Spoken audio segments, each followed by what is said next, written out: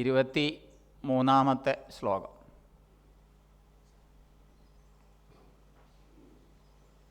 നേരത്തെ സംപൂജ്യ തത്വരൂപാനന്ദ സ്വാമിജി ഭാഷ്യത്തോടു കൂടി ഭാഷ്യം തന്നെ ആണ് നമുക്ക് പറഞ്ഞു തന്നത്.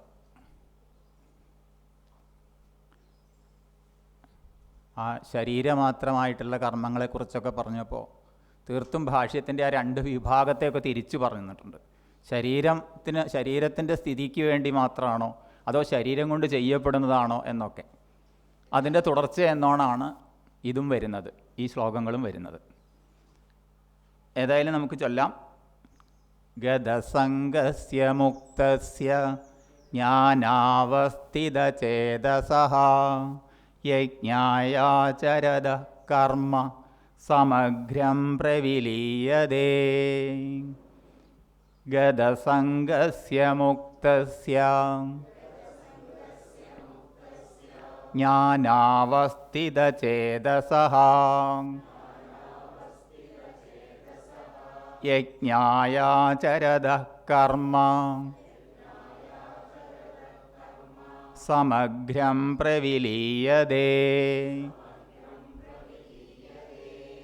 ഈ ശ്ലോകവും അടുത്ത ശ്ലോകവും ആണ് ഇപ്പോൾ ഈ സമയത്ത് നമുക്ക് ചർച്ച ചെയ്യാനുള്ളത്.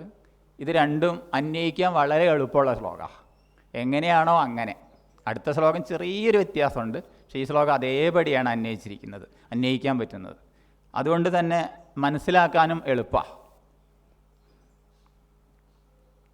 ആദ്യം തന്നെ പറയുകയാണ് ഗതസംഗസ്യ, സംഘം ഒഴിഞ്ഞവൻ്റെ.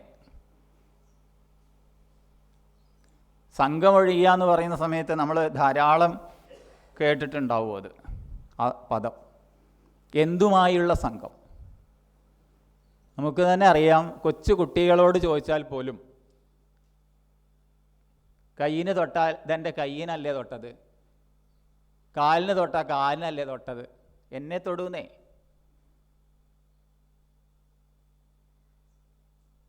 എൻ്റേതൊന്നും ഞാനല്ല, ഞാനെന്ന് പറയുന്നത് എൻ്റേതുമല്ല എന്ന് കൊച്ചു കുട്ടിക്ക് പോലും അറിയാം. എന്നാൽ അത് വേർതിരിച്ചറിയുക എന്നുള്ളത്, ഉറപ്പിച്ചറിയുക എന്നുള്ളത് കുട്ടികളല്ല, മുതിർന്നവർ നമുക്കും പ്രയാസകരമാണ്. നമ്മൾ ഏറ്റവും കൂടുതൽ ഉപയോഗിക്കുന്നത് തന്നെ ഈ ഞാനും എൻ്റെയാണ്. എല്ലാ ബന്ധങ്ങളും സംഘങ്ങളും ഏതൊന്നിനാലാണ് ഉണ്ടാവുന്നത്? എല്ലാം ഉണ്ടാവുന്നത് ഈ ശരീര സംബന്ധിയായിട്ടാണ്. ആദ്യം വരുന്ന എൻ്റെ ശരീരം. ആ എൻ്റെ ശരീരം എന്നുള്ള ബന്ധത്തിൽ നിന്ന് പിന്നെ എന്തായി? എൻ്റെ ഭാര്യ, എൻ്റെ ഭർത്താവ്, എൻ്റെ കുട്ടി, എൻ്റെ ചട്ടി, എൻ്റെ കാലം എന്ന് പറഞ്ഞ് മൊത്തമായി. അങ്ങനെ മുഴുവനായി എൻ്റെകളായി. ഈ ശരീരത്തെ തന്നെ നമ്മൾ എൻ്റെ എന്നുള്ളത് ചിന്തിക്കുകയാണ് ചെയ്യുന്നത്. ഇവിടെ നേരത്തെയും ചിന്തിച്ചിട്ടുണ്ടത്. ഇത് തന്നെ പറയുന്നത് കുറേ ശ്ലോകങ്ങളായിട്ട് ഇനിയും പറയാൻ പോകുന്നത്. അപ്പം ഇത് ഏതൊരു കൊച്ചു കുട്ടിക്കും അറിയുന്ന കാര്യമാണ്. ഞാൻ എന്ന് പറയുന്നത് ഈ ശരീരം അല്ല. എന്നാൽ എൻ്റെ എന്ന് പറയാൻ വല്ല അധികാരമുണ്ടോ? അതുമില്ല. നേരത്തെ സ്വാമിജി അത് വിസ്തരിച്ച് പറഞ്ഞിട്ടുണ്ട് ഇവിടെ. ഇനി നമ്മളത് പറയേണ്ട ആവശ്യമില്ല. കാരണം നമ്മൾ എൻ്റെ ശരീരം എന്ന് പറഞ്ഞ് അതിനെ പോഷിപ്പിക്കുമ്പോൾ അതിൽ കുറേ രോഗാണുക്കളും കൃമികീടങ്ങളും ഒക്കെ അവരുടേതാണെന്നും പറയുന്നുണ്ട് എന്നുള്ളത്. അങ്ങനെ പരസ്പരം എൻ്റെ എന്നും പറഞ്ഞു കഴിയുന്നതാണെന്നൊക്കെ അല്പം വിചാരം ചെയ്താൽ നമുക്കറിയാൻ പറ്റും. പക്ഷെ എന്തുകൊണ്ട് പിന്നെ നമുക്കിത് ഉറപ്പ് വരുന്നില്ല? ഈശ്വര സാക്ഷാത്കാരം എന്നൊക്കെ പറയുന്ന സമയത്ത് ഈ സാക്ഷാത്കാരം എന്നുള്ള വാക്ക് തന്നെ ഈ സംശയമില്ലാതെ അറിയലിന് പറയുന്ന പേരാണ് സാക്ഷാത്കാരം. പക്ഷെ എപ്പോഴും നമുക്കൊരു സംശയം അവിടെ വരിക. ആ സംശയമുള്ള കാലത്തോളം ആ സംഘമൊട്ട് വെടിയുന്നില്ല. അതുകൊണ്ട് ഗതസംഗസ്യ എന്ന് പറയുമ്പോൾ സംഘം വെടിയണമെന്നുണ്ടെങ്കിൽ എന്ത് വേണം?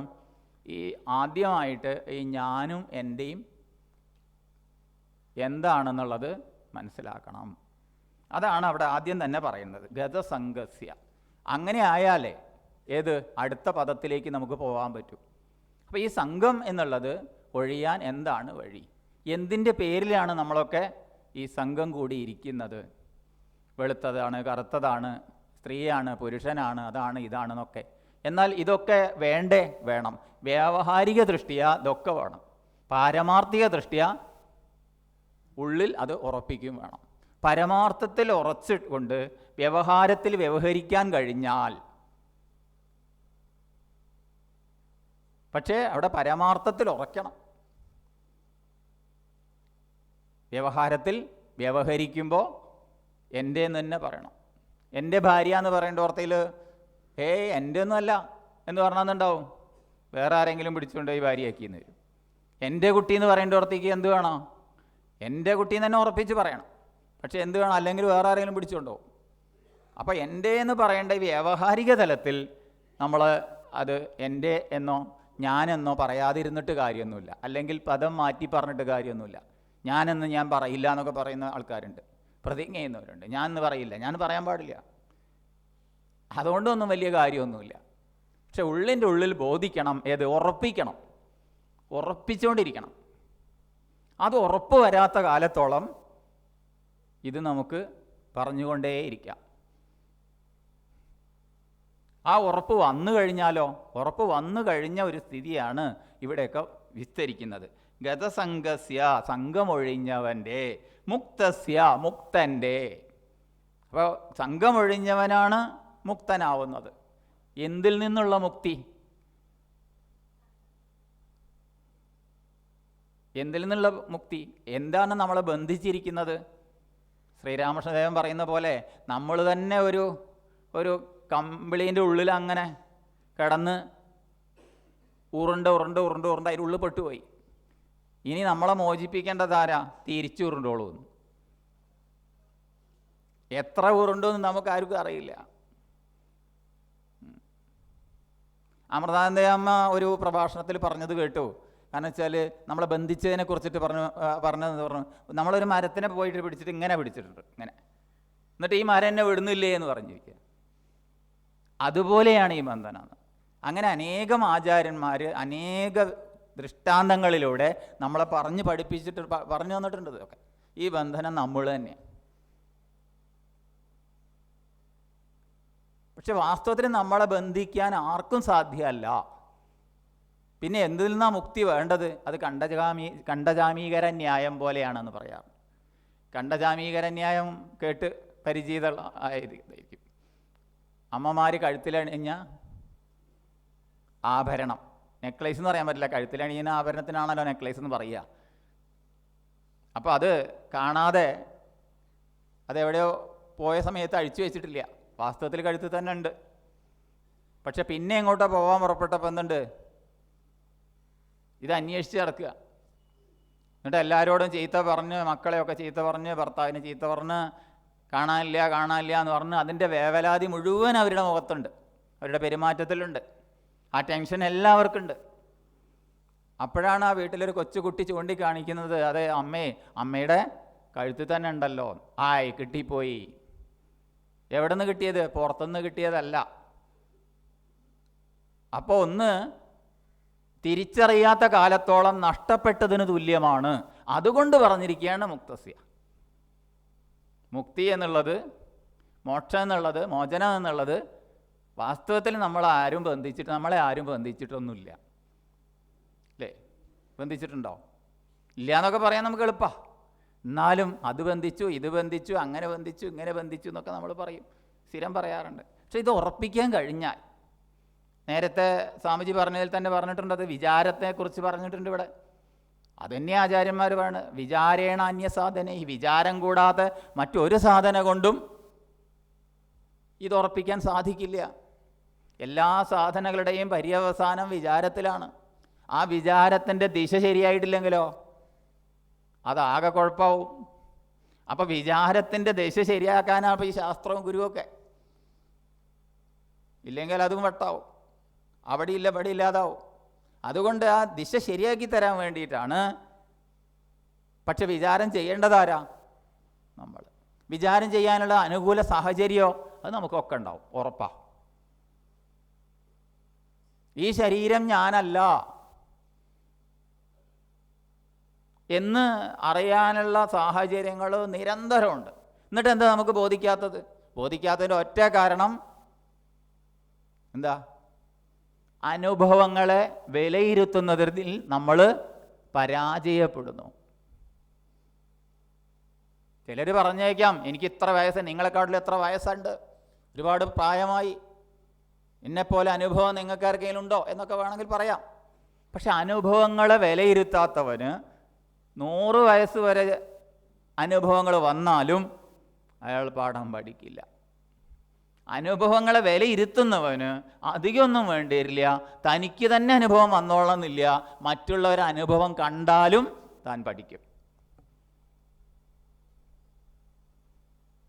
അപ്പോൾ പഠിക്കാത്തവന് കുറ്റം ആരാണ്? നമ്മൾ അനുഭവങ്ങളെ വിലയിരുത്തുന്നിടത്തുള്ള പാളിച്ചകളാണ്.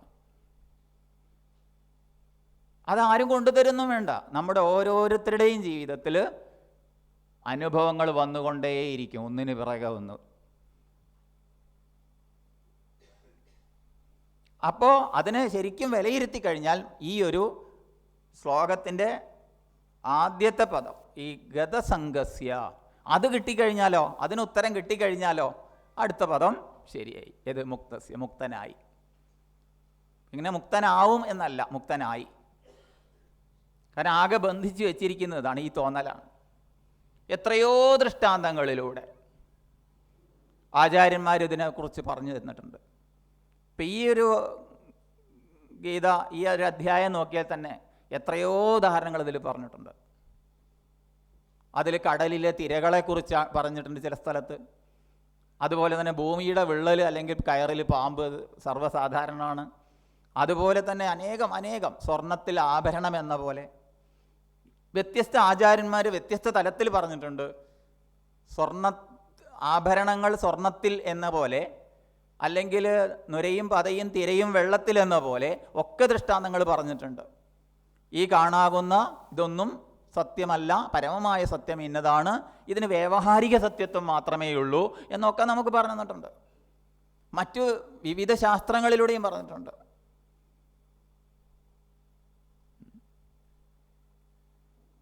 ശ്രീരാമൻ ഒരു സ്ഥലത്ത് മൂകമായി ഇരുന്ന സമയത്ത് എന്താണ് മിണ്ടാതെ ഇരിക്കുന്നത്? അതിൻ്റെ കാരണം അന്വേഷിച്ച് ദശരഥ രാജാവ് പലരോടും ചോദിച്ചു, ഉത്തരം കിട്ടിയില്ല. കുലഗുരുവായ വസിഷ്ഠനെ നിയോഗിച്ചു. വസിഷ്ഠൻ ചെന്ന് ചോദിക്കുമ്പോൾ അത് നമുക്ക് വളരെ പ്രസിദ്ധമായ ഒരു ഗ്രന്ഥമായി നമുക്ക് കിട്ടിയിട്ടുണ്ട്, വാസിഷ്ഠ രാമായണമൊക്കെ. അതിൽ ഒരു ചോദ്യം വരുന്നുണ്ട്, സ്വർണത്തിൽ ആഭരണം എന്നുള്ളതിൽ അദ്വൈതത്തെ കാണാൻ എനിക്ക് സാധിക്കും. കാരണം ആഭരണങ്ങൾ സ്വർണവും എന്താണ്, ആഭരണ വൈവിധ്യങ്ങൾ അത് സ്വർണം തന്നെയാണ് എന്നെനിക്ക് മനസ്സിലാക്കാൻ പറ്റും. വെള്ളത്തിൽ നുരയും പതയും തിരയും അത് വെള്ളം തന്നെയാണെന്ന് എനിക്ക് മനസ്സിലാക്കാൻ പറ്റും. പക്ഷേ ചാണകത്തിൽ ഉള്ള പുഴു എങ്ങനെ അദ്വൈതത്തെ ദർശിക്കുന്നു? ചാണകത്തിലുള്ള പുഴുവിൽ എങ്ങനെ ഞാൻ അദ്വൈതത്തെ ദർശിക്കും? ഒരു ചോദ്യമാണ് അവിടെ.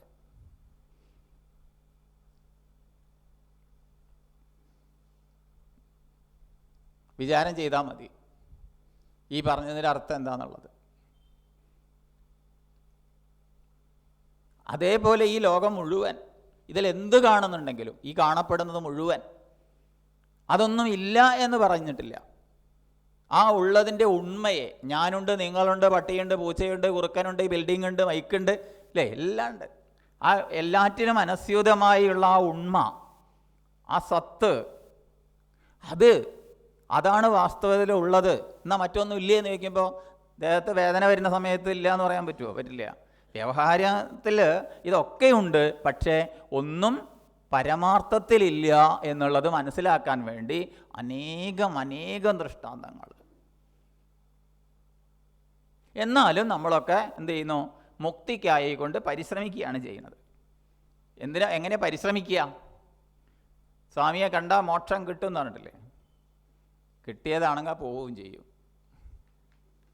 കാരണം നമുക്കറിയാം കിട്ടിയതെല്ലാം നഷ്ടപ്പെടുന്നതാണ്. നഷ്ടപ്പെടാത്തതായിട്ടൊന്നും ഈ ലോകത്ത് കിട്ടിയിട്ടില്ല. അഥവാ നഷ്ടപ്പെടാത്തത് എന്തെങ്കിലും ഉണ്ടെങ്കിൽ അതൊട്ട് കിട്ടിയതും ആവില്ല.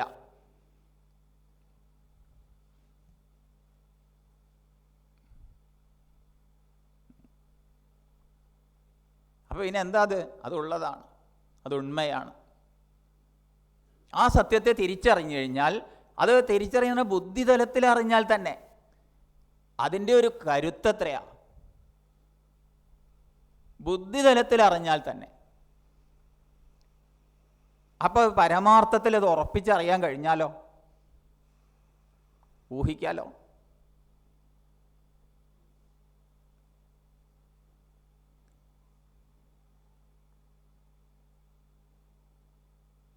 അപ്പം ഞാനും എൻ്റേതും എന്ന് പറയുന്ന സർവ്വ വിഷയങ്ങളിലും, ആ ബന്ധപ്പെടുന്ന എല്ലാ വിഷയങ്ങളിലും ആ സംഘമാണ് നമ്മളെ ബന്ധിക്കുന്നത്. ആ സംഘം ബന്ധിക്കുന്നത് ഇല്ലാതാക്കാൻ ഒറ്റ വഴിയുള്ളത് ഉണ്ടായി വളർന്ന് തളർന്ന് ഇല്ലാതാകുന്ന ഈ ശരീരം ഞാനല്ല. എന്നാലും നമ്മൾ സാധാരണ പദം ഉപയോഗിക്കുന്നതാണ്. എൻ്റെ കൈ, എൻ്റെ കാല്, എൻ്റെ കണ്ണ്, എൻ്റെ നാക്ക്, എൻ്റെ മൂക്ക്, എൻ്റെ വാക്ക് എന്നാ. എൻ്റെ പുസ്തകം, എൻ്റെ വാച്ച്, എൻ്റെ മൊബൈൽ എന്നൊക്കെ പറയുന്നത് പോലെ എന്നിൽ നിന്ന് അന്യമായ വസ്തുക്കളെയാണ് നമ്മൾ എൻ്റെ എന്നുള്ള പദം കൊണ്ട് സൂചിപ്പിക്കുന്നത്. അതുപോലെ ആ ഗണത്തിൽ തന്നെ നമ്മൾ ഏത് പെടുത്തിയത്? എൻ്റെ കൈ, എൻ്റെ കാല്, എൻ്റെ കണ്ണ്, എൻ്റെ നാക്ക്, എൻ്റെ മൂക്ക് പോരാ. എൻ്റെ മനസ്സ്, ഞാൻ മനസ്സെന്ന് പറയാറില്ല. എൻ്റെ ബുദ്ധി, ഞാൻ ബുദ്ധി എന്ന് പറയാറില്ല. അപ്പം ഇതൊക്കെ ആരതാ? ഇതൊക്കെ എൻ്റെയാണ്. അപ്പം പിന്നെ ഞാനാരാ? ഈ ഒരു ചോദ്യത്തിൻ്റെ ഉത്തരവല്ലേ സർവ്വവേദസാരം. ഇനിയിപ്പോൾ മഹാവാക്യങ്ങൾ എടുത്തു കഴിഞ്ഞാലും ഇത് തന്നെയല്ലേ ആറ്റിക്കുറുക്കി നമുക്ക് തന്നത്. ഋഗ്വേദീയമായ മഹാവാക്യം എടുത്താൽ പ്രജ്ഞാനം ബ്രഹ്മ എന്നുള്ളതായാലും, യജുർവേദീയമായ മഹാവാക്യം എടുത്തു കഴിഞ്ഞാൽ അഹം ബ്രഹ്മാസ്മി എന്നുള്ളതെടുത്താലും, അതുപോലെ തന്നെ തത്വമസി എന്നുള്ള മഹാവാക്യം സാമവേദീയമായ അതെടുത്താലും, അതുപോലെ അഥർവവേദീയമായ അല്ലേ അയമാത്മാ ബ്രഹ്മ എന്നുള്ളതെടുത്താലും, ഏതെടുത്താലും ഏത് മഹാവാക്യവും എവിടേക്കാണ് കൊണ്ടുവന്ന് എത്തിക്കുന്നത്? ഈ ഞാൻ എന്നുള്ളതിൻ്റെ ഉത്തരമാണ്. എല്ലാം അതെ, ഈ ഞാൻ എന്നുള്ളതിനെ കണ്ടെത്തലാണ്. അതാണ് നേരത്തെയും പറഞ്ഞത്, ഒരു കൊച്ചു കുട്ടിക്ക് പോലും അറിയാം, എന്നാൽ വലിയ ആൾക്ക് പോലും അറിയുമോ എന്ന് ചോദിച്ചാൽ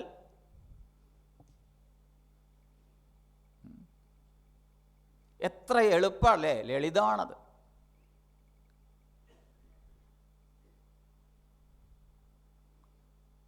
ഒരു ഓപ്പറേഷൻ കഴിഞ്ഞിട്ട് ഒരു സർജറി നടത്തുന്ന സമയത്ത് അനസ്തേഷ്യ കൊടുത്തിട്ട് അല്ലെങ്കിൽ ധരിപ്പിച്ചിട്ട് നമ്മളത് ചെയ്യുന്ന സമയത്ത് അപ്പോൾ നമുക്കറിയാം ഏത് ഈ അനസ്തേഷ്യ കൊടുത്തല്ല, ധരിപ്പിച്ചിട്ടുണ്ടല്ലോ ഒരു സർജറി ചെയ്യൽ. ആ സർജറി ചെയ്യുന്ന സമയത്ത് കാണാം നമ്മുടെ ദേഹത്ത് ഇത് പണിയെടുക്കുന്ന ചെറിയൊരു ധരിപ്പൊക്കെ തോന്നും, എന്നാലും നമ്മളൊന്നും അറിയണില്ല. അപ്പോൾ നമ്മുടെ ശരീരം എന്നുള്ളത് അത് വേറെ തന്നെയാണ് എന്നുള്ളത് നമുക്ക് നിത്യം. ഇനിയിപ്പോൾ ഈ ശാസ്ത്രങ്ങളിലൊക്കെ തന്നെ ജാഗ്രത സ്വപ്ന സുഷുപ്തിയെ വിസ്തരിക്കുന്നുണ്ട്. എത്ര സന്ദർഭത്തിലാണ് ജാഗ്രതത്തിൽ ഉണർന്നിരിക്കുന്ന ഞാൻ അത് തന്നെയാണ് ഉറങ്ങാൻ കിടക്കുന്നത്. ഉറങ്ങാൻ കിടക്കുമ്പോൾ സ്വപ്നം കാണുന്നു, പുറത്തും ഞാനുണ്ട്, അകത്തും ഞാനുണ്ട്, ആനപ്പുറത്തും ഞാനുണ്ട്, ഇതിൻ്റെ ഉള്ളിലും ഞാനുണ്ട്. അപ്പോൾ ജാഗ്രതത്തിലുള്ള സത്യം അത് ഞാൻ അനുഭവിച്ചവനാ. അപ്പോൾ അനുഭവമാണ് സത്യമെങ്കിൽ അത് ശരിയാണ്. സ്വപ്നത്തിലോ? സ്വപ്നത്തിലും അനുഭവിച്ചത് ഞാൻ തന്നെയാണ്. അപ്പോൾ സത്യമാവണ്ടേ? അപ്പോഴാണ് നേരത്തെ സ്വാമിജി ഇവിടെ പറഞ്ഞു തന്നിട്ടുണ്ട്, ത്രികാലബാധാരഹിതം സത്യം എന്ന്. സത്യം എന്നുള്ളതിന്, സത്ത് എന്നുള്ളതിന് നിർവചനമൊക്കെ പറഞ്ഞു തന്നിട്ടുണ്ട്. ഭൂതഭാവി വർത്തമാനകാലത്തിലും ഉള്ളതെന്തോ അത് സത്യം. അപ്പം ആ അനുസരിച്ച് നമ്മളതിനെ വിചാരം ചെയ്തു കഴിഞ്ഞാൽ ഏതാണ് സത്യം, ഏതാണ് സത്യമല്ലാത്തത് നമുക്ക് മനസ്സിലാക്കാൻ പറ്റും. ഒട്ടനവധി ഇത് പറയാൻ വേണ്ടി തന്നെയാണ് സർവ്വശാസ്ത്രങ്ങളും പ്രവൃത്തായിരിക്കുന്നത്. ഇത് പറയാൻ തന്നെ അത് വ്യത്യസ്ത മേഖലകളിൽ അങ്ങനെ പറഞ്ഞുകൊണ്ടേയിരിക്കുക. ഇനി ആ എൻ്റെ എന്നുള്ള അറ്റാച്ച്മെൻ്റ് അത് കുറച്ച് കൂടിപ്പോയാലുള്ള സ്ഥിതിയോ അതും പഠിക്കണമല്ലോ. അതെന്തായിരിക്കും? സ്വാമിജി തന്നെ പറഞ്ഞിട്ടുണ്ട്. ഈ മറ്റേ കുറേ മുമ്പ് പറഞ്ഞിരുന്ന ഉദാഹരണങ്ങളിൽ ഒന്നാണ്. കാരണം അതിനെ പറ്റി പറഞ്ഞത്, കാരണം പ്രസവവേദന അനുഭവിക്കുന്ന ഭർത്താക്കന്മാരെ പറ്റി. പക്ഷെ ഒരു വൈറ്റമിൻ ഗുളിക കൊടുത്താൽ നിൽക്കുന്ന പറഞ്ഞു. അത്രയും ബന്ധം. എൻ്റെ ഭാര്യ എന്ന് പോയിട്ട് ഞാൻ തന്നെ ഭാര്യ,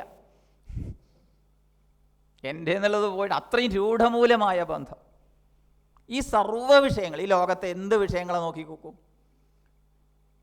അശുചിയിൽ ശുചിബുദ്ധി. ഇതിൻ്റെ ഉദ്ഘാടനത്തിന് ആത്മസ്വരൂപാനന്ദ സ്വാമിജി പറഞ്ഞ പ്രത്യേക വിഷയമായിരുന്നു അത്. ഉദ്ഘാടന സന്ദർഭത്തിൽ നമ്മളിവിടെ ഉണ്ടായിരുന്നില്ല, പക്ഷെ കേട്ടു. അപ്പോൾ അതിൽ പ്രത്യേകിച്ച് വിസ്തരിച്ചത് അശുചിയിൽ ശുചിബുദ്ധി, ശുചിയിൽ അശുചി ബുദ്ധി എന്നുള്ളതിനെക്കുറിച്ച് പറഞ്ഞിട്ടുണ്ട് സ്വാമിജി.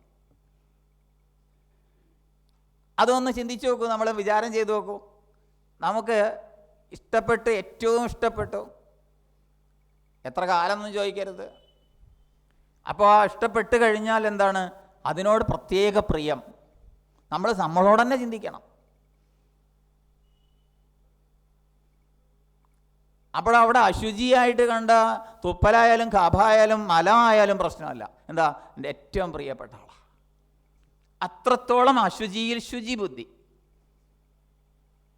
അപ്പം എന്തുകൊണ്ടാണ് ഈ ഉണ്ടാവണത്?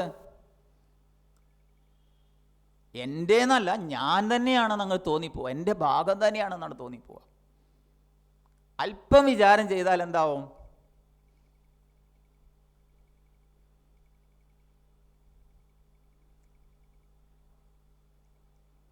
വ്യാവഹാരിക ലോകത്ത് വേണം, നല്ലോണം വേണം. പക്ഷെ പാരമാർത്ഥത്തിൽ ഇത് ഉറച്ചിരുന്നാൽ, പരമാർത്ഥത്തിൽ ഉറച്ചിരുന്നുകൊണ്ട് വ്യവഹാരത്തിൽ വ്യവഹരിക്കാൻ കഴിഞ്ഞാൽ നമ്മളൊക്കെ എന്തായി? നന്നായി. ഇല്ലെങ്കിൽ എന്തുണ്ടാവും? ഒറ്റയ്ക്കാക്കി പോയേന്നൊക്കെ പറഞ്ഞ് കരഞ്ഞ് തിരിച്ചു വന്നാൽ അതിലിപ്പോൾ അത് പറഞ്ഞ് നേരത്തെ സ്വാമിജി പറഞ്ഞിട്ടില്ലേ, അഥവാ വന്നാൽ എന്താ ചെയ്യുക? വന്നാൽ ബാക്കിയൊന്നും ആലോചിക്കാൻ ചിലപ്പോൾ സമയം ഉണ്ടായിന്ന് വരില്ല.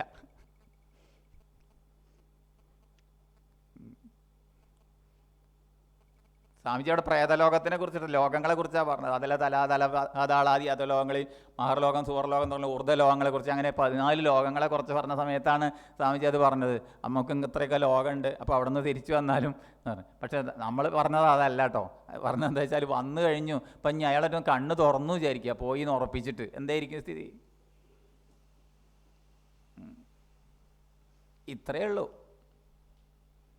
തൻ്റെ ഉറ്റവരോ ഉടയവരോ തന്നെ വിട്ടുപോണ സമയത്ത് നമുക്ക് സ്വാഭാവികമായിട്ട് ഒരു കഴിവുണ്ട്. എന്താ കഴിവ്? കുറച്ച് നേരമൊക്കെ ചിലപ്പോൾ ഉണ്ടാവില്ലേ, അയ്യോ എന്നെ ഒറ്റയ്ക്കാക്കി പോയാൽ ഇനി ഞാൻ എങ്ങനെയാ കഴിയുക, അങ്ങനെയാണ് എന്നൊക്കെ പറഞ്ഞ് കരയും. കുറച്ച് നേരം കൊണ്ട് നമ്മൾക്ക് അത് ഉൾക്കൊള്ളാനുള്ള കഴിവ് പ്രകൃതിദത്തമായിട്ട് തന്നെ നമുക്ക് തന്നിട്ടുണ്ട്. ചില ആൾക്കാരുണ്ട് അതിന് കൂട്ടാക്കാതെ പിന്നെയും കരഞ്ഞും വ്യാവലാതിയും പിടിച്ച് അതന്നെ ഓർത്ത് അതന്നെ വിചാരം ചെയ്തിരിക്കും. അവരെ മനോരോഗ ആശുപത്രിയിൽ കൊണ്ടുപോയാക്കേണ്ടി വരും. അവരുടെ മാനസിക നില തകരാറാവും. കാരണം സ്വാഭാവികമായി ഇതൊക്കെ നമുക്ക് ഒരുക്കി തന്നിട്ടുണ്ട്. പ്രത്യേകിച്ചൊന്നും ചെയ്യാനൊന്നുമില്ല. മറക്കേണ്ടത് മറക്കാനും ഓർക്കേണ്ടത് ഓർക്കാനുള്ള കഴിവ് നമുക്കുണ്ട്. പക്ഷേ നമുക്കുള്ള പറ്റുന്ന പ്രശ്നം എന്താണെന്ന് വെച്ചാൽ, മറക്കേണ്ടത് ഓർത്ത് വയ്ക്കും, ഓർക്കേണ്ടത് മറന്നും പോവും. ഇങ്ങനെ ഓരോന്നും നമ്മുടെ നിത്യജീവിതത്തിൽ നമ്മൾ ബന്ധപ്പെടുന്ന എല്ലാ കാര്യങ്ങളിലും ഓരോരുത്തരും വിചാരം ചെയ്താൽ എത്തിപ്പെടുന്ന തലമാണ് ഈ ഗതസംഗസ്യ മുക്തസ്യ. മുക്തി എന്നുള്ളതിന് അനേകം അർത്ഥങ്ങളൊക്കെ പറയുന്നുണ്ട്. പക്ഷെ ഒറ്റ വാക്കിൽ പറഞ്ഞാൽ എന്തുണ്ട്? മുക്തി എന്നുള്ളത് വാസ്തവത്തിൽ നമ്മളൊക്കെ ആരാണ്? മുക്തന്മാരെന്നെയാണ് നമ്മളെ പഠിപ്പിച്ചത്. നമ്മൾ ആരും ബന്ധിച്ച് വെച്ചിട്ടൊന്നുമില്ല. ബന്ധിച്ചു എന്ന് തോന്നുന്നവർക്കുള്ളതാണ് മുക്തി. നമ്മളത് ബന്ധിച്ചു ഇത് ബന്ധിച്ചു എന്നുള്ളത്. വാസ്തവത്തിൽ നമ്മൾ ഈ ഗതസംഗസ്യ മുക്തസ്യ എന്നുള്ള പദം ശരിക്കും വിചാരം ചെയ്ത് പഠിച്ചു കഴിഞ്ഞാൽ നമുക്ക് മനസ്സിലാക്കാൻ സാധിക്കും. അപ്പോൾ അതിൻ്റെ ഉത്തരം എന്താണ്? സംഘം ഹേതുവായിട്ടാണ് നമുക്ക് ആസക്തി ഉണ്ടാവുന്നത്. ആസക്തി വിപരീതം അസക്തി. ആ അസക്തി ഉണ്ടായിക്കഴിഞ്ഞാൽ എന്തായി? ആസക്തി തന്നെ ചിലപ്പോൾ സംഘമായിട്ടും ഭവിക്കും. അപ്പം ഇത് വിചാരം ചെയ്ത് കഴിഞ്ഞാൽ മാറ്റാൻ സാധിക്കും എന്നാണ്. അപ്പം ഗതസംഗസ്യ മുക്തസ്യ, സംഘമാണ് നമ്മളെ ബന്ധിപ്പിക്കുന്നതെങ്കിൽ, ഇത് എൻ്റേതാണല്ലോ അല്ലെങ്കിൽ ഞാൻ തന്നെയാണല്ലോ എന്നുള്ള തോന്നലാണ് നമ്മളെ ബന്ധിക്കുന്നതെങ്കിൽ, ഗതസംഗൻ ആരാണ്? ഗതപ്രാണനല്ല, ഗതസംഗൻ ആരാണ്? മുക്തനുമാണ്. ഇത് എപ്പോൾ നേടിയെടുക്കണം? ഗതസംഗനാവണേന് അല്ല ഗതപ്രാണനാവണേന് മുമ്പ്, പ്രാണൻ പോണേന് മുമ്പേ. പ്രാണൻ പോയിട്ട് ആവാന്ന് വിചാരിച്ചിട്ട് കാര്യമില്ല. ഈ ഗതസംഗത്തെ എപ്പോഴാണ് വരേണ്ടത്? പ്രാണൻ പോണേൻ്റെ മുമ്പേ. പ്രാണൻ പോയി കഴിഞ്ഞാൽ പിന്നെ ഇനി അങ്ങനെ നമ്മൾ മുക്തനാവും, മരിച്ചു കഴിഞ്ഞിട്ട് മുക്തനാവും? ഇല്ല. മരണത്തിൽ പ്രത്യേകിച്ചൊന്നും സംഭവിക്കുന്നില്ല. അപ്പം ജീവിച്ചിരിക്കുമ്പോൾ തന്നെ മുക്തൻ, മരിച്ചാലും മുക്തൻ. ജീവിച്ചിരിക്കുമ്പോൾ തന്നെ നേടേണ്ടതാണ് ഇത്, ഈ മുക്തി. അവിടെ അപ്പോൾ അങ്ങനെയല്ല, ഇവിടെ ഇപ്പോൾ ഇങ്ങനെ, ഇപ്പം ഇരിക്കുന്ന തലത്ത് തന്നെ. അതുകൊണ്ട് തന്നെയാണ് പറയണത്, ഈ ശരീരം ഉള്ളപ്പോൾ ഈ ശരീരം നമുക്ക് ഭഗവാന്റെ വരദാനമാണ്. എന്തുകൊണ്ട്? മനുഷ്യ ശരീരം. മനുഷ്യ ശരീരം അതിൻ്റെ പ്രത്യേകത തന്നെ അതാണ്.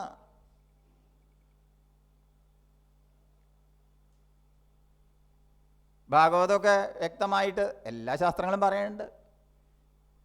സൃഷ്ട്വാ പുരാണി വിവിധാന്യജയാത്മശക്തിയ വൃക്ഷാൻ സരീസൃപമൃഗാൻ കഗദംശ മത്സ്യാൻ സ്ഥൈസ്ഥൈരതുഷ്ടഹൃദയം പുരുഷം വിധായ ബ്രഹ്മാവലോകതിഷണം മുദമാപദേവ.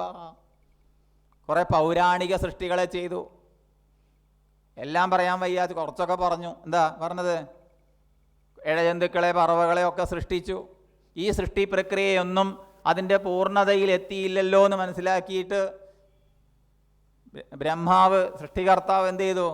ബ്രഹ്മാവലോക ദിഷണയോടൊത്ത മനുഷ്യനെ സൃഷ്ടിച്ചു.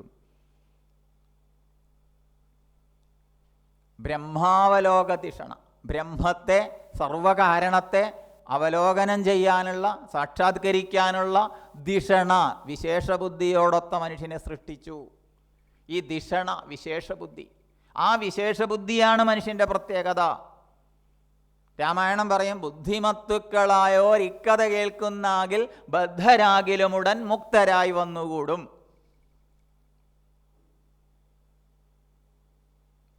അപ്പോൾ ബുദ്ധിയാണ്, ആ ബുദ്ധി കൊണ്ട്, ബുദ്ധിയാണ് അതിന് അടുത്തുള്ളത്. ബുദ്ധി എൻ്റെ ബുദ്ധിയായിട്ട് അതിൽ തന്നെ വരാം, ഞാൻ ബുദ്ധിയല്ല. പക്ഷെ ബുദ്ധി എവിടെയാ? ബുദ്ധി ഇത് മനസ്സിലാക്കാൻ വേണ്ടിയുള്ള പരമാവധി അതിൻ്റെ അടുത്താണ്, സോപാന സ്ഥാനമാണ്. ഇത് കടന്നാൽ എന്തായി? അവിടെ എത്തി. അപ്പോൾ ആ ബുദ്ധിയെ നമുക്ക് തള്ളാൻ വയ്യ, ആശ്രയിക്കുന്നു. എന്നിട്ട് എന്ത് ചെയ്യുന്നു? എന്നിട്ട് ഈ പരമമായ സത്യത്തെ മനസ്സിലാക്കുന്നു. അതിന് പേര് പറഞ്ഞു ബ്രഹ്മം. ബ്രഹ്മം അതിനെ പുല്ലിംഗത്തിൽ ഉപയോഗിച്ചു. എന്ത്? ഇറക്കിക്കൊണ്ടുവന്നു അല്ലേ? ബ്രഹ്മം എന്നുള്ള പദം അത് പുല്ലിംഗോ സ്ത്രീലിംഗോ ഒന്നുമല്ല. ബ്രഹ്മം ബ്രഹ്മം തന്നെ. സർവത്തിൻ്റെ സർവകാരണം, കാരണാന്തരം ശേഷിക്കാത്ത പരമമായ കാരണത്തെയാണ് നമ്മൾ ബ്രഹ്മം എന്ന് പറയുന്നത്. അത് തന്നെ ശരീരഗതമായിട്ട് നമ്മൾ പറയുന്ന സമയത്ത് ആത്മാ എന്നുള്ള ശബ്ദം ഉപയോഗിക്കും. പ്രത്യേകാത്മാ, പ്രത്യക്, ഉള്ളിൽ, നമ്മളിൽ ഓരോരുത്തരിലും കുടികൊള്ളുന്നത് അത് തന്നെ. ഈ പരമമായ സത്യം തന്നെയാണ് സർവത്തിലും. ഒരു കറുകയുടെ നെറുകയിലെ ഒരു മഞ്ഞുതുള്ളിയിൽ പോലും ഒരു കുഞ്ഞു സൂര്യനെന്ന പോലെ സർവത്തിലും കുടികൊള്ളുന്നത് ആ പരമമായ സത്യം തന്നെയാണ്.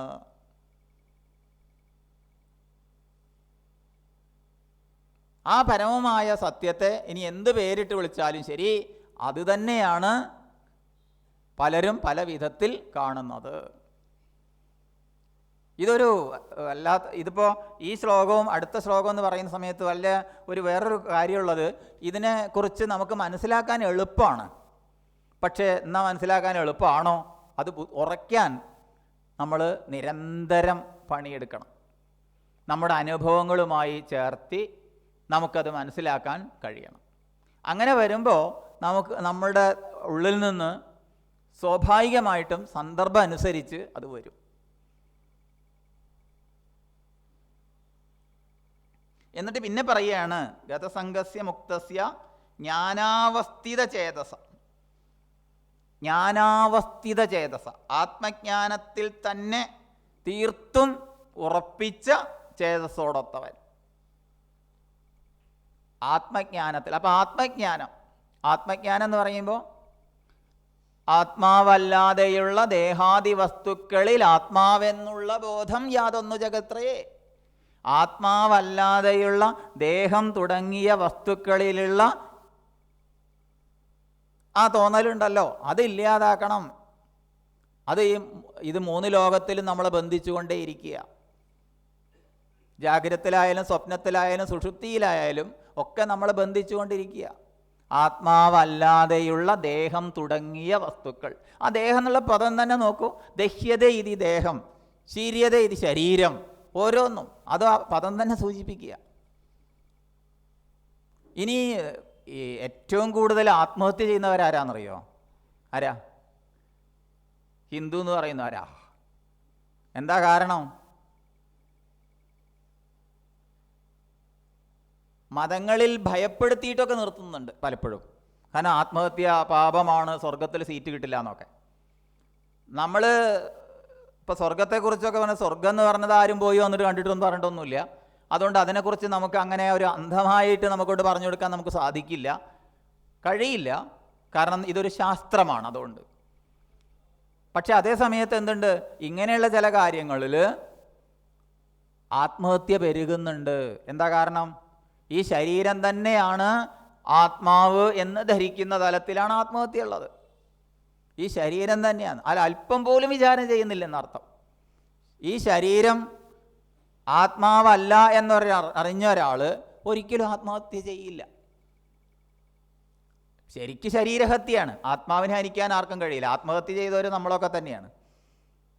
അല്ലേ? അല്ലേ? അല്ല, എന്താ അഭിപ്രായം?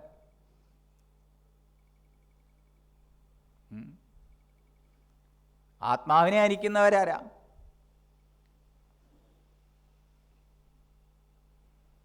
ആത്മാന്വേഷണം ചെയ്യാതെ ശരീരത്തിൻ്റെ പോഷണത്തിനായിക്കൊണ്ട് മാത്രം അരിച്ചാക്ക് കാലിയാക്കാൻ മാത്രം കഴിഞ്ഞുകൂടുന്നവരെ തന്നെയാണ് ആത്മഹത്യ ചെയ്യുന്നത്. യാതൊരു സംശയമില്ല.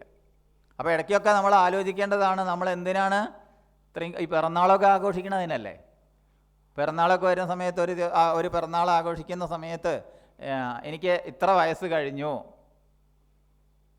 ആകെയുള്ളതെന്ന് 1 കുറഞ്ഞിരിക്കുന്നു, അല്ലേ? അതല്ലേ ഓർമ്മിക്കേണ്ടത് പിറന്നാളിന്? അതോ സദ്യ കൊണ്ട് വരികയാണോ? എനിക്ക് മൊത്തം എത്രയുള്ളതെന്ന് എനിക്കറിയില്ല, പക്ഷെ ഉള്ളതെന്ന് 1 കുറഞ്ഞിരിക്കുന്നു. ഇത്രയും കാലം ഞാൻ എന്ത് ചെയ്തു? എന്തിനായിക്കൊണ്ട് ഞാൻ വന്നു? ആഹാര, നിദ്ര, ഭയം, ഐതുരം അതൊക്കെ പശുഭി സമാനഹ, മറ്റു മൃഗങ്ങൾക്കും പക്ഷികൾക്കും എല്ലാവർക്കും സമമാണ്. അതല്ലല്ലോ മനുഷ്യൻ്റെ പ്രത്യേകത. മനുഷ്യൻ്റെ പ്രത്യേകത എന്താണെന്ന് ശാസ്ത്രം വെളിപ്പെടുത്തിയിട്ടുണ്ടല്ലോ. അത് ബ്രഹ്മാവലോക ധിഷണയാണല്ലോ. അതിനു വേണ്ടി ഞാൻ എന്ത് ചെയ്തു? ചോദിക്കാറുണ്ട്, ചുമതലാബോധം ചെയ്തോന്ന്, അല്ലേ? ചുമലിൽ തല ഉണ്ട് എന്നുള്ള ബോധമുണ്ടോ? നല്ല ചുമതലാബോധം അല്ലേ? അല്ല ചുമലിൽ തല ഉണ്ട് എന്നുള്ളത്. മറ്റ് ജീവികൾക്ക് ഈ അല്ലേ തിര്യക്കായിരിക്കുന്ന ജീവികൾക്ക് ഭക്ഷണം കഴിക്കണമെങ്കിൽ എന്തായാലും തല താഴോട്ട് വരണം. നമുക്കത് കഴിക്കാൻ കുറച്ച് പ്രയാസമാണ്, അങ്ങോട്ട് കൊണ്ട് കൊടുക്കുക തന്നെ വേണം. അപ്പോൾ ആ തല തന്നെയാണ് മോളിൽ. ആ തലയ്ക്ക് വേണ്ടിയിട്ടാണ് എന്തുള്ളത്? ബാക്കിയൊക്കെ ഉള്ളത്. മറ്റ് ജീവികൾക്ക് അങ്ങനെയല്ല, വയറിന് വേണ്ടിയാണ് തല. അതുകൊണ്ട് തന്നെ അവർ ഭക്ഷണം കഴിച്ചു കഴിഞ്ഞാൽ പിന്നെ ഒന്നും ഉപദ്രവിക്കാതെ സുഖമായി കിടന്നുറങ്ങിക്കോളും. മനുഷ്യൻ തിരിച്ചാ, വയറ് നിറഞ്ഞാലാണ് ആലോചിക്കുക ഇനി മറ്റുള്ളവനെ കൊടുക്കാൻ എന്താ വഴിയെന്ന്. അല്ല, പിന്നെ അവന് ഉറക്കം വരില്ല. മറ്റുള്ളവനത് കിട്ടാതിരിക്കാൻ എന്താ വഴിയെന്ന് ആലോചിക്കുകയായി.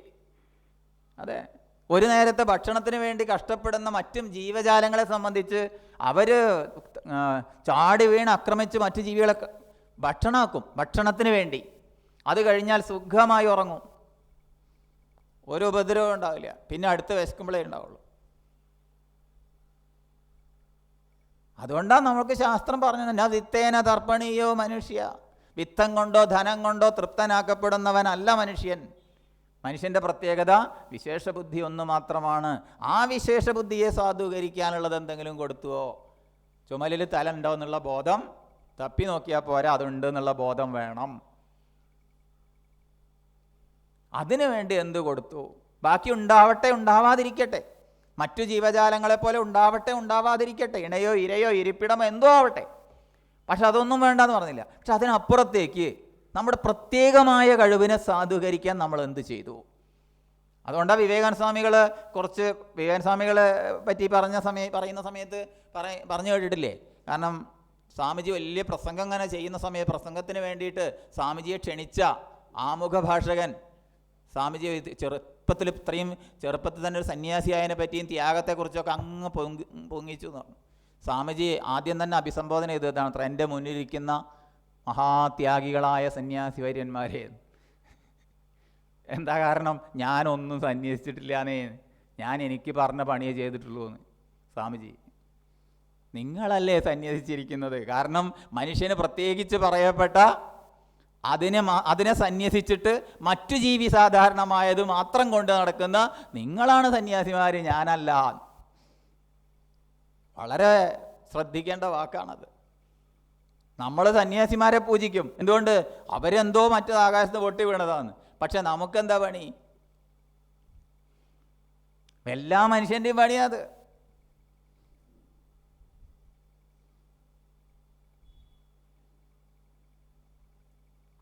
മനുഷ്യൻ്റെ, മർത്യൻ്റെ അല്ല. അതുകൊണ്ട് നമ്മളിപ്പോൾ ഈ പഠിക്കുന്ന വിഷയങ്ങളൊക്കെ മർത്യനിൽ നിന്ന് മനുഷ്യനിലേക്കുള്ള പരിണാമത്തിനുള്ളതാണ്. മർത്യൻ എന്നുള്ള കൂട്ടത്തിൽ ഇതൊക്കെ പെടും. ഏത്? എല്ലാ ജീവികളും പെടും. അതൊക്കെ മരണത്തിൽ ചെന്ന് അവസാനിക്കുന്നവയാണ്.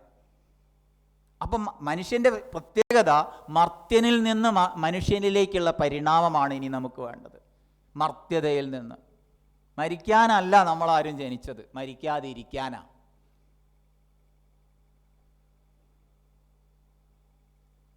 മരിക്കാൻ എളുപ്പമുണ്ട്,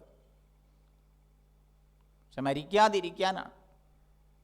ആ മർത്യനിൽ നിന്നുള്ള പരിണാമം എങ്ങനെ സാധിക്കും? അതാണ് നമ്മളിൽ ഓരോരുത്തരിലും പ്രയത്നിക്കേണ്ടത്. ഇല്ലെങ്കിൽ അത് മഹത്തായ ഒരു നഷ്ടക്കച്ചവടമാവുന്ന മഹതീ വിനഷ്ടി ഉപനിഷത്ത് പറയുന്നത് മഹത്തായ നഷ്ടക്കച്ചവടമായിരിക്കുന്നു. എന്താ പിന്നെ ഏറ്റവും ലാഭം? എന്താ? ആത്മലാഭാത് പരോലാഭം.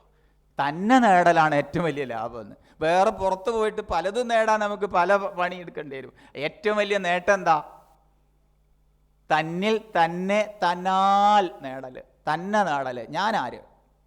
ഇതിൻ്റെ മൊത്തം സാരമാണ്. എന്ത് പറഞ്ഞാലും എവിടെ എത്തിച്ച് കൊണ്ടുവരുന്നത് എവിടുന്ന?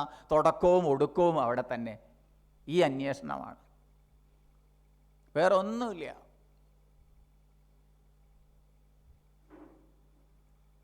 അതുകൊണ്ട് ആ അറിവിനെ ഞാൻ ആര്, ആ അന്വേഷണത്തിൻ്റെ പര്യവസാനം ആ ആത്മജ്ഞാനം, ആ ആത്മജ്ഞാനത്തിൽ തന്നെ തീർത്തും വിലയിച്ച ചേതസ്സോടൊത്തവൻ എന്നർത്ഥം. അങ്ങനെയുള്ള ആള്. എന്നിട്ട് പിന്നെ പറയാ യജ്ഞായാചരത കർമ്മ എന്ന് പറഞ്ഞിരിക്കുക. അപ്പോൾ യജ്ഞം എന്നാൽ ഇപ്പോൾ എന്താ പറയുന്നത്? യജ്ഞം എന്നുള്ളതിനെ യജ് എന്നുള്ള ധാതുവിന് തന്നെ അർത്ഥം പറയണത് ദേവപൂജാവിധി സംഗതി കരണദാനേഷു എന്നാണ്. ഇനി യജ്ഞം എന്നുള്ളതിന് ഒരു ലളിതമായ മറുപടി പറഞ്ഞാൽ ഈശ്വരാർപ്പണ ബുദ്ധിയ നമ്മൾ ചെയ്യപ്പെടുന്ന എല്ലാം എന്താണ്? യജ്ഞം എന്നുള്ളതിൽ പെടുത്തും. ഈശ്വരാർപ്പണ ബുദ്ധിയ ചെയ്യപ്പെടുന്ന കർമ്മങ്ങളൊക്കെ യജ്ഞം എന്നുള്ളതിൽ പെടുത്താം. ഇതുകൊണ്ട് ഞാൻ ഭഗവാനെ അർച്ചിക്കുകയാണ് എന്ന് നേരത്തെ ഇവിടെ പറഞ്ഞ ലോകസംഗ്രഹം എന്നുള്ളത് നേരത്തെ പറഞ്ഞല്ലോ. ഒരു പുഷ്പത്തെ സംബന്ധിച്ച് അതിൻ്റെ ഗന്ധത്തെക്കുറിച്ച് കവികൾ പാടുകയും ചെയ്തില്ലേ? ഇറുപ്പവനും മലർഗന്ധമേകും വെട്ടുന്നവനും തരുചൂടകറ്റും പരോപകാരപ്രദമീ പ്രപഞ്ചം. അതില്ലാത്തത് മനുഷ്യൻ മാത്രം.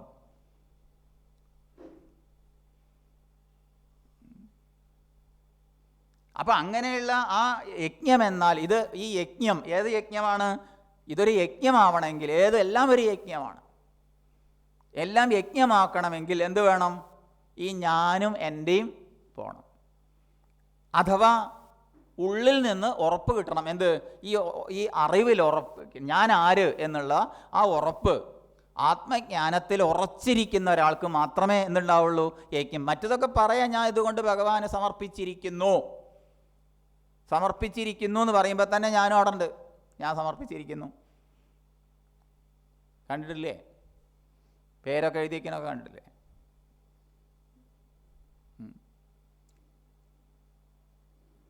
നമ്മളടുത്ത് അവിടെ ഒരു ശിവക്ഷേത്രമുണ്ട്. അപ്പോൾ അവിടെ ചെന്ന് കഴിഞ്ഞാൽ അവിടെ ഈ ഗേറ്റുമ്പോൾ തന്നെ എഴുതിയിട്ടുണ്ട്. ശിവക്ഷേത്രമാണ്. ഗേറ്റുമ്പോൾ തന്നെ എഴുതിയിട്ടുണ്ട് ശിവൻ നായർ വക. അപ്പോൾ ഈ ശിവനെ നായരാക്കി, ശിവൻ നായർ വക. അപ്പം തൻ്റെ പേര് മുഴക്കാൻ വേണ്ടിയിട്ട് ഇങ്ങനെയുള്ളത് കാണാം. ഇപ്പോൾ പണ്ടൊക്കെ ഈ ക്ഷേത്രങ്ങളിലൊക്കെ ധാര അല്ലെങ്കിൽ വിളക്കുമാല, പുഷ്പാഞ്ജലി എന്നൊക്കെ 3-4 ഒക്കെ ഉണ്ടാവുമല്ലോ. ഇപ്പം അങ്ങനെയല്ല, പലചരക്ക് കടയിൽ വിലവിവര പട്ടിക എഴുതിയ പോലെയാണ് അല്ലേ വഴിപാടുകളുടെ ബോർഡ് അല്ലേ. അതിൽ എല്ലാ ബോർഡിലും, ഒരുവിധം എല്ലാ ബോർഡിലും കാണുന്നതാണ് കാര്യസാധ്യ പുഷ്പാഞ്ജലി, കാര്യസാധ്യ പുഷ്പം അല്ലേ. അതിൽ ഒരു പൂജയൊക്കെ ചെയ്യുന്ന കുറച്ച് ഇവിടെ ആശ്രമത്തിൽ വരുന്ന ആളാണ്, ഇവിടെ ആശ്രമത്തിൽ വരുന്ന ആളാണ്. അങ്ങനെയുള്ള ഒരാൾ ഒരു ദിവസം പറഞ്ഞു, അദ്ദേഹം പൂജയൊക്കെ ചെയ്യുന്നതാണ്, താന്ത്രിക വിധികളൊക്കെ ശരിക്കും പഠിച്ചിട്ടുണ്ട്.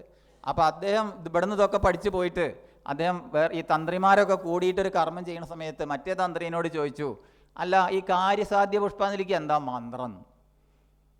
മറ്റേക്ക് പറഞ്ഞു കൊടുക്കാൻ അറിയില്ല, അയാൾ നിന്ന് വിയർക്കുക. പറഞ്ഞു മനസ്സിലായില്ലേ?